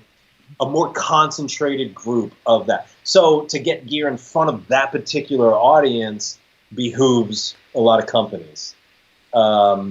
You have to be a pretty big name or just work something out to actually get paid for that. To get gear, it's a different story. For me, it's just the relationship, you know. I want to work with a company that's going to use me. That's going to say, this guy can actually speak in front of an audience, can explain things, can play. Let's do clinics with that person. You know, I love doing shows, of course. I love doing clinics as well. So I was with Ibanez for like 10 years, great company, but my tastes changed away from, you know, flat fretboard radii and those kind of guitars. I just wanted something that was a little bit different. I was not looking to hook up with PRS or anybody. You know, that's the other side of it, is if you're in a deal, then you're kind of in a deal. Like my deal with Ibanez was exclusive. Like anything that I was doing public, I was supposed to have an Ibanez in my hand. And I understand that, you know. They were building custom guitars for me from one of the most exclusive custom shops that you can, because nobody can go to Ibanez and give them money and get a custom guitar. But you can do that with Gibson, Fender, PRS, and nearly every other brand. But you can't do that with Ibanez. So it's a closed custom shop. It's a very, you know, custom shop guitars are very exclusive and very rare, blah, blah, blah. I had no problem holding up my end of the deal. But my taste just changed. And I got in my 30s and I said, I want to play anything, you know. Mm-hmm. So I said to Ibanez, I still would like to play the guitars. I just don't want to sign this exclusive contract to renew it. And they said, well, that's just the way we do things. So I walked away. And then just a few months later, actually, a friend of mine said, listen, I know Paul Reed Smith's right-hand man. Why don't you talk to him? And PRS is about 2 hours south of where I am in Philly. Cool. They're down in Maryland. So they invited me down, and everybody was just awesome, from Paul to everybody else that I met. And this is a fantastic company. I've done plenty of clinics with them. They're a great company. But from the start, I did say that I'm not really interested in a contract, because listen, especially before the Silver Sky came along, they weren't making anything that sounded like a Strat. Sure. Really. Yep. You know, really. You can split coils and you can line up 3 singles, but it still wasn't the same kind of thing, you know. And PRS is their own thing, you know. PRS doesn't sound like Gibson. A lot of people think that they're the alternative to Gibson, and I guess they kind of are. But you know, I don't own a PRS that sounds like one of my Les Pauls. Okay. You know, PRS has its own feel, has its own sound, and that is a awesome and beautiful thing. These guitars, I can't take Les Pauls out on the road with me with Steve Vai. Again, I need guitars that have whammy bars, but I don't use Floyds. I need guitars that have 24 frets. So immediately there's all the Fender and Gibson stuff out of the equation. And PRS's build quality for my hands and my purposes is up there. You know, cool. It's kind of the highest for me. Nice one. So they're a fantastic company to work with. So I don't know. It depends on what you're looking for. I guess, long story short, to the answer of the question is, you know, the cons would be, are you going to actually live up to your side of that deal? And most people, it's a no-brainer, you know, including myself. But do you even want to be in a deal? Do you want to be signed to that piece of paper that says you're going to play this or whatever version of that there is? You know, I don't necessarily want to be in that situation, and I'm not currently. It doesn't mean that you can't have a relationship with the company, you know, like I do with PRS. It's a great thing, you know. Cool. I just scanned through the comments there, and it's mostly just things that we've already touched on, and a lot of kudos to you and Gootopia. lot of things asking how it was to play with Steve Vai, but I think we've covered a lot of that kind of stuff. Now, you mentioned doing clinics. What kind of things do you cover in clinics? I mean, it can range depending on the purpose of the clinic. I'm trying to think of the last clinic I did. There weren't any clinics this year, unfortunately. Really, the only thing I did this year was out at NAMM. Played the Steve Vai. Steve unveiled his new guitar with Ibanez, so we did this show with Ibanez, which was awesome. Beautiful. The Pia. It's really the only thing that. So later last year, I did a few clinics for PRS. I'm trying to think what I did there. It's kind of like, unless there's a specific purpose. We just talked about a lot of different things. Again, I try to get people's heads in the philosophy of, again, creating something.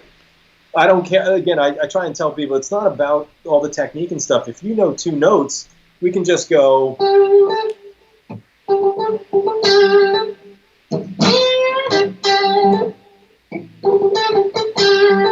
Taking a couple of notes and just doing something rhythmic with it.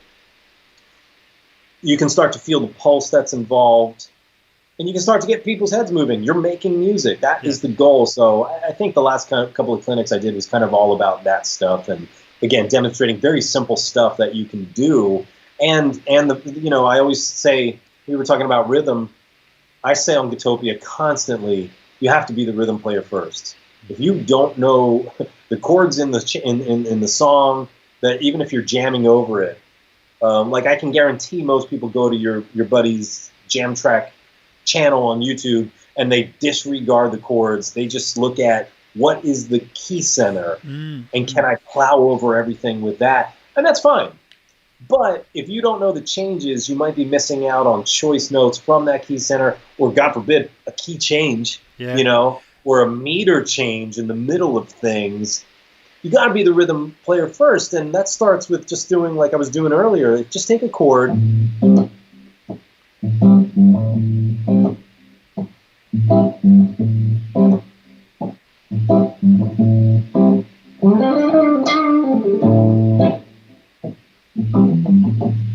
Can you just sit by yourself with a chord and create a groove, tiny bit of a little bass line, throw a little bit of something in here, but start with just the chord and create that groove and be the rhythm player first. If you can't make people's heads do this, what's happening? Great. Yep. But I need people's heads to do this for me to feel effective. Anybody watching this is going to see that I had it on split screen right then, and that's exactly what my head started doing as soon as you started playing that groove, man. Now, you touched on playing the notes of the chord, and that's something that I've only recently started trying to do more of, because guys like David Gilmour, when he plays his really beautiful solos, a lot of the time they're the notes of the chord that he's landing on to outline those, and there is just something beautiful, something majestic about that, as opposed to just playing in the key, isn't it? Yeah, absolutely. Because again, if we're playing like an A minor,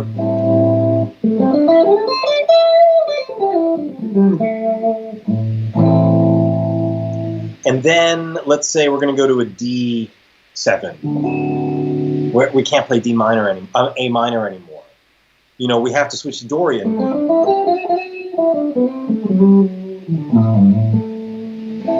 And if I have seen jam tracks on YouTube where that actually literally happens, and there's still no explanation of you have to switch to Dorian right here. Yeah. So if you're not following the chords and you're not aware of and maybe that was a bad example. That was more of a modal example. But if I'm playing, let's say, diatonic, and I go A minor to a G minor. Oh, that's not a good. No, I'm sorry, not G minor. We want to go to G major. We'll just go to a triad.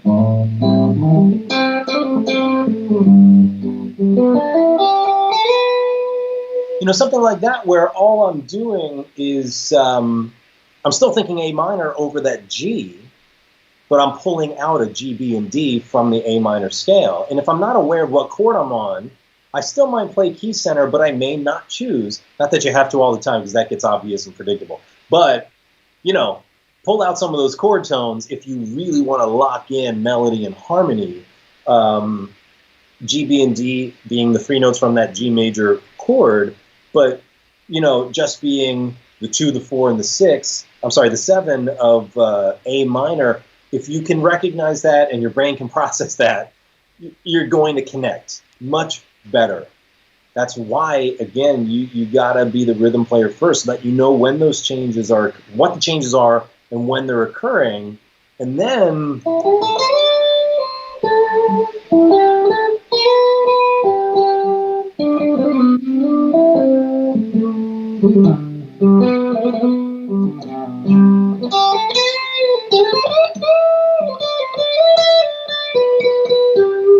so I keep going back between A minor and the G major triad and pulling that out of the A minor.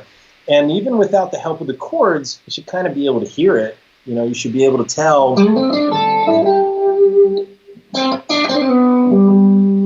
You should be able to tell that.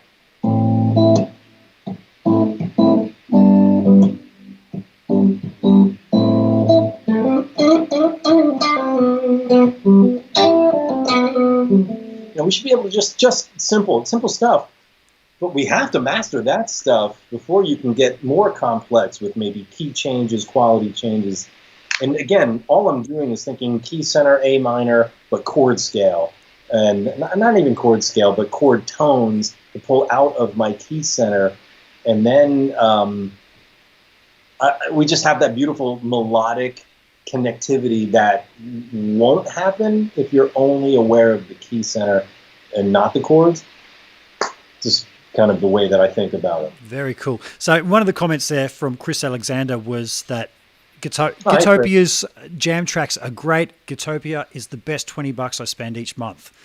That's awesome. I think you may have a new subscriber coming up in me on Gootopia, mate, because it sounds like some of the things that I'm trying to concentrate on in my own playing right now, and you have a great way of explaining it. It's my teaching philosophy is the way that I want to learn, which is break it down to a granular level. Break it down to what is the absolute most basic function happening here and why I need it. And that's how I try to explain things on Gootopia, especially when it comes to the modes. Because again, it's not C to C and D to E and E to E. Who cares? So what? Does that sound like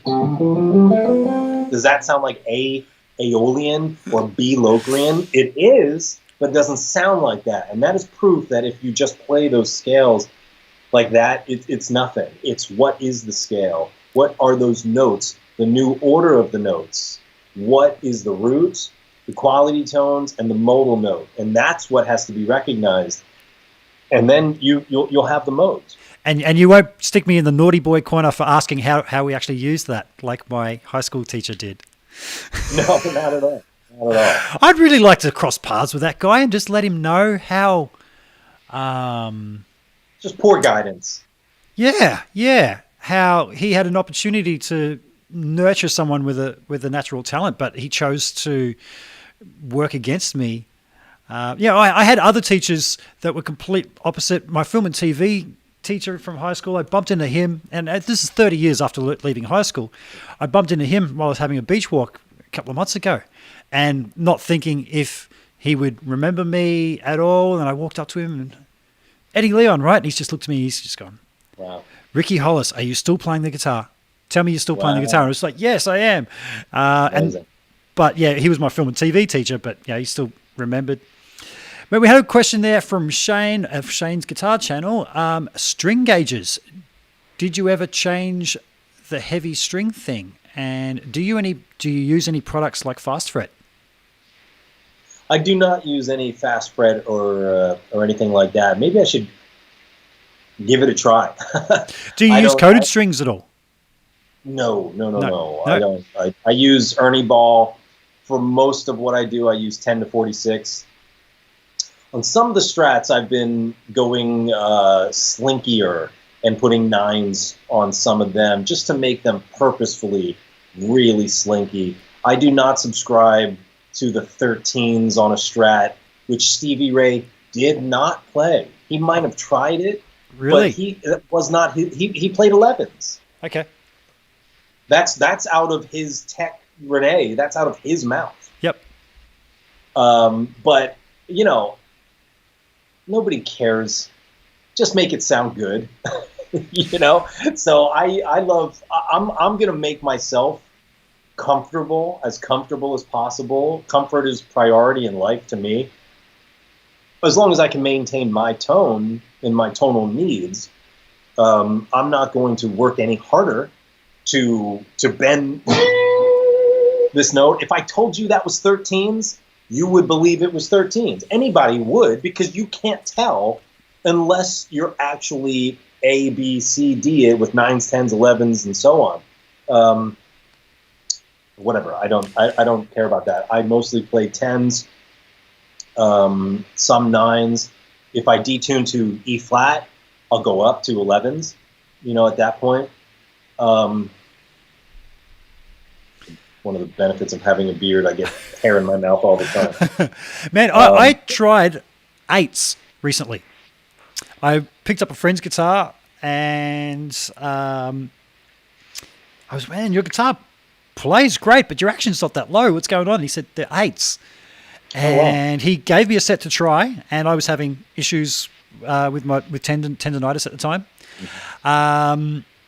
And they were great. Was there a big loss in tone? No, there was not. And Rick Beato did a great video a few months back where he compared all different gauges of strings, and the lighter strings actually sounded better and clearer. And I've never really subscribed to that either. You know, the heaviest I ever went to was 10s. Went to those 8s for a little while to help with the tendonitis. That's all cleared up. Back to 9s now. No, I'm not hearing a big difference. That's for sure. I mean, Billy Gibbons plays 8s, from what I understand. Yeah. BB King. 8s? Yep, 8s or 7s. 7s even. Yeah, I've heard as well. BB King, 8s. So my friend that had the guitar strung with the 8s, he was slightly older than me, maybe 10 or more years my senior, and he said that back in the 70s, that's just what everybody used. And then I found out that, like, Tony Iommi playing the old Black Sabbath stuff, tuned down a whole step, was 8s. Man, that sounds heavy as fuck. Wow, yeah. That's you know, again, that's like going back to the amps versus modeling. Whatever serves your purpose and helps you get your, you know, your playing where you want it to be and your tone where you want it to be. That's all that matters. Because BB King a lot of times also used a Roland jazz amp, you know, a jazz chorus amp. That's a solid state amp. I can't stand solid state amps. Like, you know, I just can't stand them. You know, so BB King playing one, it just sounded amazing. You know, it's what works. I don't care. You know, again, I don't care what you're using. Create something that sounds good with it. Let me appreciate that. You know, and then it is fun though, and it is nice to know what people are using, and that's kind of, to me, what the information age is all about. Trying to help and fast track the path for other people. That's how we're going to move forward as a human species, is sharing knowledge and doing something with it, and being inspired by artists, and you know, whatever else. You know, just get something happening, be a creator, and then dive into the details. Because I'm sure you have friends like I do, some of them who are so into guitar and they play 20 minutes a week, you know, but that's what they're happy with. It's not their main thing. They've got a job. They just do it for fun. It serves their purpose. That's all that matters. It's a beautiful thing. Whatever you're connected with, whatever you are into, passionate about, whatever brings you joy in as many moments of your day as possible, that is the purpose of life, in my opinion. Absolutely. Dave, you did say you had about an hour to spare with me, and I've had you for about 2 hours now. Did you realize? The time goes so Well, quick. I know time flies when you get into these things. Absolutely. And That's what I said. Yeah. So, folks, if you have any more questions, please throw them at us in the chat room, because I've got a couple more things that I want to ask Dave about before he really has to take off. And I am very gracious of you taking the time. So you played 7-string before joining Steve Vai. You said you had a universe prior. And you said that when you tour with only a couple of guitars, you're going to take 7 strings. So you're comfortable playing the 6-string songs on a 7? You can just ignore that lower string? Yeah? Yeah, and that was one of the benefits, or not benefits, I guess it was a benefit to Steve, but also one of the things that, helped because being a 7-string player, Steve needs a 7-string player. There's a lot of 7-string in his music, even if it's not that prominent, it's still there in various ways. And when I joined his band, he did not touch a 7-string on tour until a few years ago, Wow. So I handled all the 7-string stuff. And I think it was 2 tours ago, he finally picked one back up. And because we were doing a song called Valorum or Weeping China Doll, one of those. Maybe it was Weeping China Doll, where we were finally both playing 7-string. But again, I mean, when you're coming over to a place like Australia, Asia, or South America, where we're just flying, pretty much every day, you have to be efficient with how much gear you can bring. So I would just consolidate and play everything on 2 of these 7 strings, and that was it. So playing with Vai, repertoire-wise, is he one to just pull out some random song from an album? No. So it's not like you have to know every song of his cold because he can just pull it out. No, okay. And thank God, because I do know bands that are like that. Like Dream Theater. Or at least Dream Theater when Portnoy was in it. Mike, Portnoy. Yep. Who's a friend of mine. He's a fantastic guy. He doesn't live too far from me here. But that's a lot to deal with. I understand why bands do that, because night after night the same thing can be a little less. It's still fun. Don't get me wrong, of course, but no. I mean, the music is so intricate, and it takes a lot of rehearsing. So Steve picks a set list. I mean, we might change up something in the middle of a tour, but it's not like, okay, guys, here's your set list for tonight. It's totally different than last night. Steve doesn't do that, thank God, because that would be a lot. But no, it's Steve picks a set of songs, we rehearse it, and then we go, and we usually spend the whole tour doing that. Now, you also said you don't use Floyd Roses. Is there a reason you don't rely on a Floyd? They're a pain in the butt. Again, as I get older, I also like simplifying my life. And, I can take these guitars, and I don't have the range that a Floyd does, but as long as I can serve the part that I need to play, either on my own or with Steve, then I don't need a Floyd. After I left Ibanez, I haven't played a Floyd. Obviously, none of these PRSs have Floyds, and this is the stuff that I use on tour. I can change this guitar fully in 5 minutes or less, and have it stage ready. And with a Floyd, it was just got to unlock this, and then I got to unlock this, and again, I'm just a lazy bastard. Yeah. And I love being as lazy as possible, and so as long as the equipment is serving my needs, I'm not gonna use more than I need to do the job. Floyd's great. Floyd's are fantastic, but I saw that I could get away from them and just have a simpler thing, have a simpler existence with something like this, or one of the Strats or something. I've been wanting to find a Strat with a Floyd Rose recently, because if I break a string with a Floyd Rose, I can put it back on. And I've wanted to get something with a Floyd for my playing around town, playing at home, so that I wasn't spending a fortune on strings, because every time I break a string, it's like, oh, I pretty much have to replace the whole lot with the cost of individual strings and everything. I came across this just recently.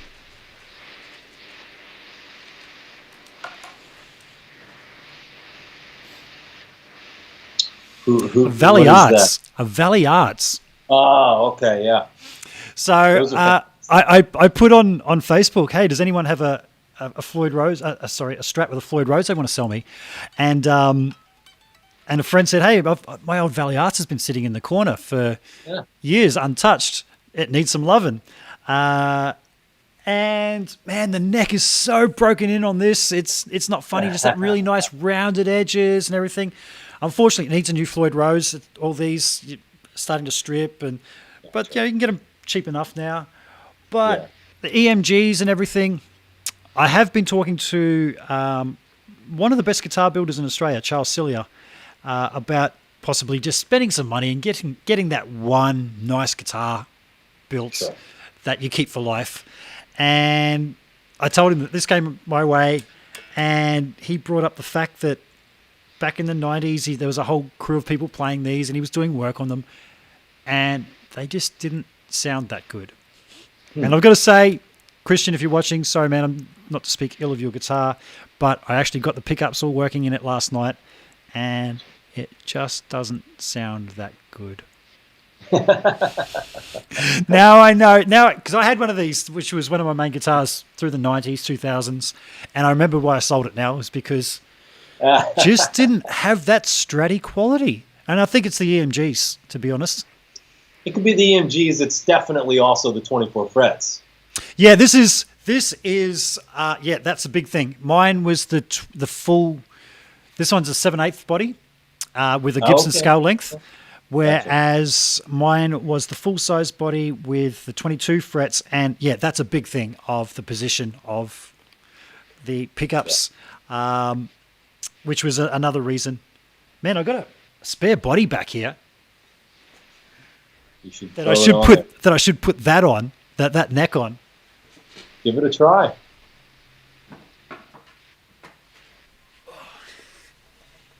Here's a Warmoth body here that doesn't look like much now, but when I wet that wood, the flame on that is beautiful, and I have sort of done some finishes myself over the years. It. That neck does fit on here. I did try. And the positioning of the, because it's a shorter scale length, I don't have to move that neck pickup, and it might help be a bit more stratty. Dave, we are coming up to that 2 hour mark. Where's the time on there? So I will round things up, and I don't want to keep you too much longer. I just wanted to talk to you about one last thing, and that is you've mentioned philosophy quite a lot, and that is a big thing, and I'm going to guess you get a lot of that from Steve, because a few years ago I subscribed to truefire.com. They had a sale going on their yearly subscription. And a friend of mine came over. She doesn't play guitar. I sat and I watched the full 5 hours of Steve's part on there. And at the end of that, she turned to me and she said, I just got schooled on life by Steve Vai. Just his philosophy, because he said at the start, if you came here to learn how to play this mode or that scale, he said, man, there's thousands of people that can teach you that better than I can. But he was going to teach you about the philosophy of things. So, and you've mentioned it quite a lot, and you've said you get into that in Gootopia. And even Steve's live streams recently during the quarantine, so I've been watching that and been getting some gold. What are some things that you've learned from him, and is that where that whole thing of philosophy comes from for you? Some of it for sure. Yep. Yeah, absolutely. I'm trying to separate like life from guitar. Yeah, and it's hard to do that, first of all, but specifically topic wise about philosophy. about it. Think about what you are connected with and what makes you happy and what doesn't, and dive into why and blah blah blah. Guitar, though,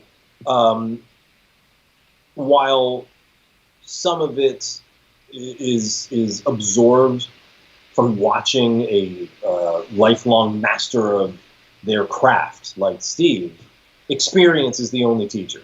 You know, I don't care if you know, there's plenty of people on YouTube who, everybody's got a valid opinion, but is it qualified? To me, the only qualification in life is experience. You know, if you're a guitar player, but you never released anything and you never play shows, you're lacking experience. Plain and simple. There's no way around it. Be real about it. Doesn't mean you can't be a good teacher or a good player, but there is definitely experience earned levels to things that you cannot get from sitting at home or not creating, right? So the more you create, the more experience, the more you get out and do. Just do, you know, be a doer. That experience will refine your thought process, your philosophies, and you'll figure out what works best for you, right? Obviously. No matter what you're trying to do, but there's no way around it. There's no way around, because we can talk about, and you can listen to good words, good advice, good things about philosophy from people, and you may resonate with it, and that's a start for sure. That's a beautiful thing. That's a great start, but you got to put the time in on your own path, experiencing, experimenting with whatever you're doing, like guitar, to really make it sink in and see if somebody else's philosophy works for you, you know? And I talk about this like with alternate picking, and I call myself the world's okayest alternate picker because it's not something I really worked on until very recently, actually. Yep. And the point is, you see guys who are very, you know, focused on a lack of movement, just having everything very still, very efficient, and that's what I try to focus on. That's what has worked for me. But then you watch Marty Friedman and Steve Morse, who are doing this. Yeah. And you have Zach Wilde, who elbows his way through everything, and many, many other styles. There's no one way. There's no one philosophy. Oh, but Zach said this, and Vai said this, and Marty said this, and that's them. Yeah. And their physiology going into their philosophy and outputting some sort of result that they have found works for them. You can take it as a starting point, which is a great thing. Again, we're here to share information. But is it ultimately going to work for you? You will never know that until you put it into your experience and garner the earned results, bad or good. You will find what is going to happen with that philosophy when it's actually put into practice. So a lot of it's experience-based is the point. And that's always the final teacher. That is always the only, I mean, the people that I go to for answers on certain things, I always look for the people that I know have experience. Not just a webcam, a functioning brain, and an internet connection, you know? Yeah. Experience is what I can trust, you know? The life side of things, Steve has put in a lot of time on that side of things as well, which he has talked about, again, during the quarantining. He's talked about that in some of his chats, and it's a great, like I said, enlightening, eye-opening, if nothing else, thing to listen to. And you get these philosophies in life, and hopefully it just kind of calms down the noise. For me, anyway, this is what I took away from it and what I read now constantly, which was influenced by Steve with Eckhart Tolle and a bunch of other mentors. But what just calms all the other crap?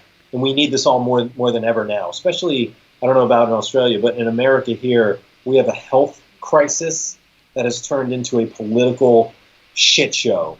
And it is disgusting, and it should be criminalized. That's all I'm going to say about it, because I don't talk about politics. But now more than ever, we need to to brush off that noise. Because otherwise, I mean, suicide is up, right? Distraction, lack of focus, all of this fear, like everything is way up. For whatever reason that it happens, it is what it is. But that life philosophy stuff has helped me actively clear it out so that I can enjoy my day. Because I can tell you since March, during this whole thing, there have been days where I couldn't write a word or a lick because I was inundated in the morning with garbage, biased news that wasn't even news giving me the information I need. It was just to get ratings and to sway political this and blah, blah, blah. That to me is all bullshit. That should be, like, there should be a criminal investigation into serving mass population. Not exactly the truth, let's put it that way. Yeah. Again, to me, it's just it's a wrong direction for humanity. But I've learned to kind of not ignore it, because you can't be ignorant.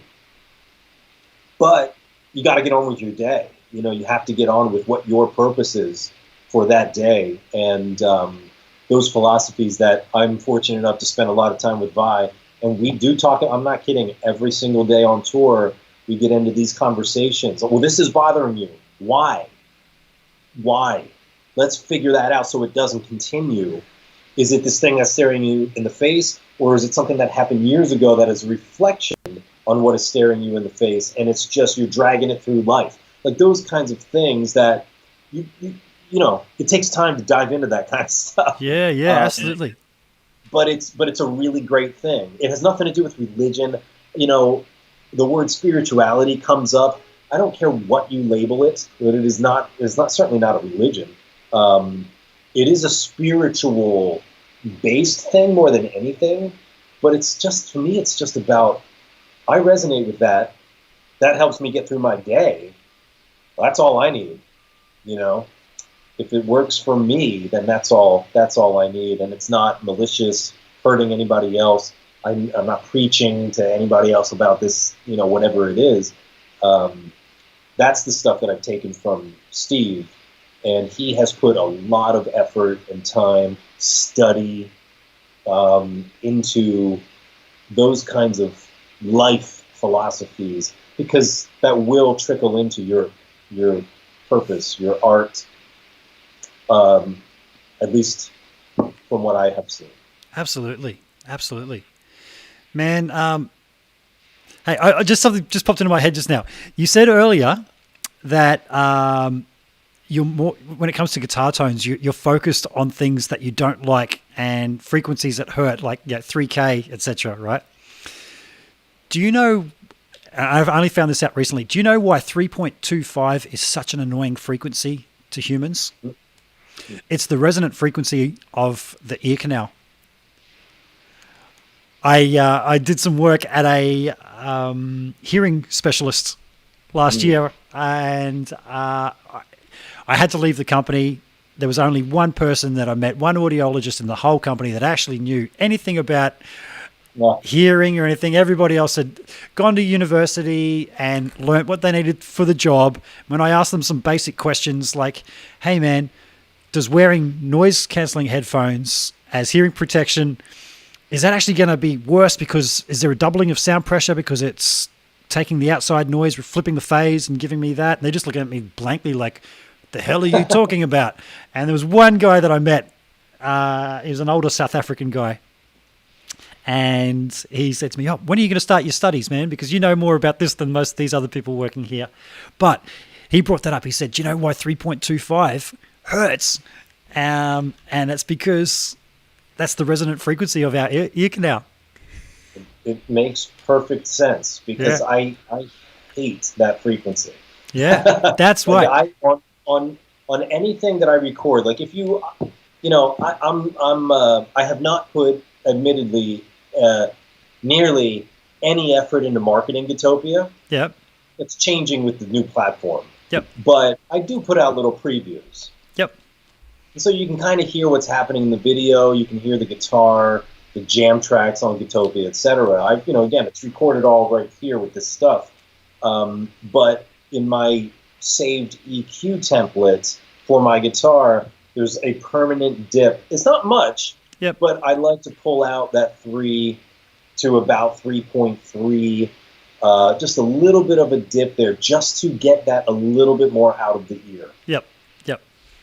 So I didn't know why. I just knew that I did not like that frequency. I don't like the way it sounds on on my guitars. Yeah. Have you had any trouble with your ears? Like touring so long, have you always worn ear protection, or you have? Do you wear in-ears now? I've always been protective about my ears because I use them all day, every day, especially as an engineer when I get into mixing and mastering and I don't want any ringing in my ears. So I keep earplugs in my car even. And if I wind up at a noisy restaurant or bar, I will put them in. Same. I just don't, because it's also about fatigue, which is why I love noise canceling earphones or the Bose headphones, or I've been using the Apple AirPod Pros. Their noise canceling is fantastic. Oh, cool. Because when you get off of a 15-hour flight, you're far less tired if you have noise canceling headphones. Because otherwise, you're just hearing this crazy rumble hour after hour, and that you don't know it, but that's wearing you out. Mm-hmm. On a cross-country flight here, from here to LA, it's about 6 hours. And it makes such a huge difference, So stuff like that, I'm super protective of my ears. Yeah. Cool. I stupidly played at very loud volumes when I was in my late teens. I think rehearsing 4 nights a week, sitting in a small room, cranked up, right next to a drummer. So I do have the ringing in the ears, which, I wish I was a bit smarter in my younger years, but I also take them with me everywhere. So engineering-wise, you said you work doing a fair bit of engineering as well. Is that something you've done? Is that something you've studied? Do you have your own home studio? I was thrown into it by Steve on the very first tour, because he got this idea that we were going to record every sound check. We were going to record new songs at every sound check that were influenced by local music. And this was over in Europe and Australia and Asia and South America and such. And he said, all right, you're in control of that recording and engineering that. So that turned into a double live record called Alive in an Ultra World. Cool. And that was my first I had it just wasn't on my radar. It's not that I didn't want to do it. It just wasn't, it was not on my radar at all. But after that, we had some time off from touring, and I wanted to start recording and put out a record. So, just got Pro Tools, got some nice outboard gear, and just dove in, learned how to continue the recording engineering side of things, the mixing engineering side of things, and the mastering side of things, which I honestly don't recommend. I think, just be a player and let an actual professional mix engineer take care of that, and then a mastering engineer take care of that. Unless you're interested in it, go for it, but it will suck your time. And so I still do it, but again, I've got an acoustic record that I'm working on, like I mentioned. That's one guitar, no layering at all. So I will mix and master that because it's simple. But like my band's stuff, I really don't want to do any of the mixing or mastering. I would rather send it to professionals, and that's what they do all day, every day, because obviously they're going to do it way better and way faster. And but it is nice to know what 3K sounds like, or the honky stuff around 700, 800, 900, 1K, or why things can get muddy around 250. stuff like that. It's just nice to know that, because then when you're dialing in or choosing a guitar, pickups, amp, cabinet, speakers, you are more in tune, aside from just using your ear and saying, that sounds good, this doesn't. You can actually be in tune with what might produce your tones optimally faster. Yeah. Man, I wholeheartedly agree with getting a professional to do it and not going down the whole rabbit hole yourself, because I lost 15 years of my life to being a mixer, producer, that I just totally forgot about being a guitar player, and didn't learn anything new, forgot my way around the fretboard. And I mean, I stumbled my way into working in broadcast on radio through doing home recordings of myself, and local radio station heard it and they offered me a job there, and that kind of got me going down that whole path. But I do have friends. My friend Licia is watching now. I saw her in the comments earlier, and she's recording a little project at the moment. She's like, any tips for mixing? And it's just like, yeah, just give it to me, because you're not going to be happy. It took me 15 years to learn all those things. And that a lot of it was working in radio, recording something, trying something, waking up the next day to hear my work on the radio, on the clock radio, and then going, oh, that didn't work. Let's not do that. Oh, that one worked that time. And using that experience, man, what a rabbit hole. What a rabbit hole. What I've learned as well is it's not about gear, that a lot of people put too much emphasis. If only I had this mic preamp. If only I had that microphone. You know what? A half dB in your EQ, using a stock EQ in Pro Tools, is going to make that half EQ difference, half dB adjustment is going to make much more difference if you know what you're doing than that mic preamp ever will. And I got to say, man, I didn't realize how much of guitar production Steve Vai was an influence on me. Dating back to when I was learning to play guitar, and Skyscraper was the big record, and I'd sit there with my headphones on. And it's like, oh man, I could hear it's recorded twice, and it's one on each side, and then every now and then it's split to one harmonizing against the other. Wow, imagine being the guy doing that harmonizing. Imagine being next to him on stage and playing guitar, and then the harmonies come up and you got to rip that out. And guess what, man? You've been living that dream for 20 years. I have been very fortunate to be in that position, for sure. And if I wasn't doing it, there's millions of guitar players who would happily take this spot. And it's been awesome. It's been an education. It's really been great, for sure, doing all that stuff. Man, it's been great having you on, man. We've hit 2.5 hours, Dave. I'm going to let you go, man. I want to thank you so much for your time. My pleasure. Folks, if you liked this as much as I did, please hit subscribe, notification bell, all that cool stuff. I am on all the podcast sites now, so if you don't want to see this face, you don't have to anymore. You can listen to it on the podcast sites. Alternatively, if you have found me on those sites and you want to tune in and see me and Dave here, by all means do, because man, that's one hell of an isolation beard that he's sporting right now, and I'm jealous. I love it. Dave Weiner, thank you so much, man. People who watch my show and know that I've got the controller here, and then in the top little corner I have my end screen, and it ends like this. Bye now.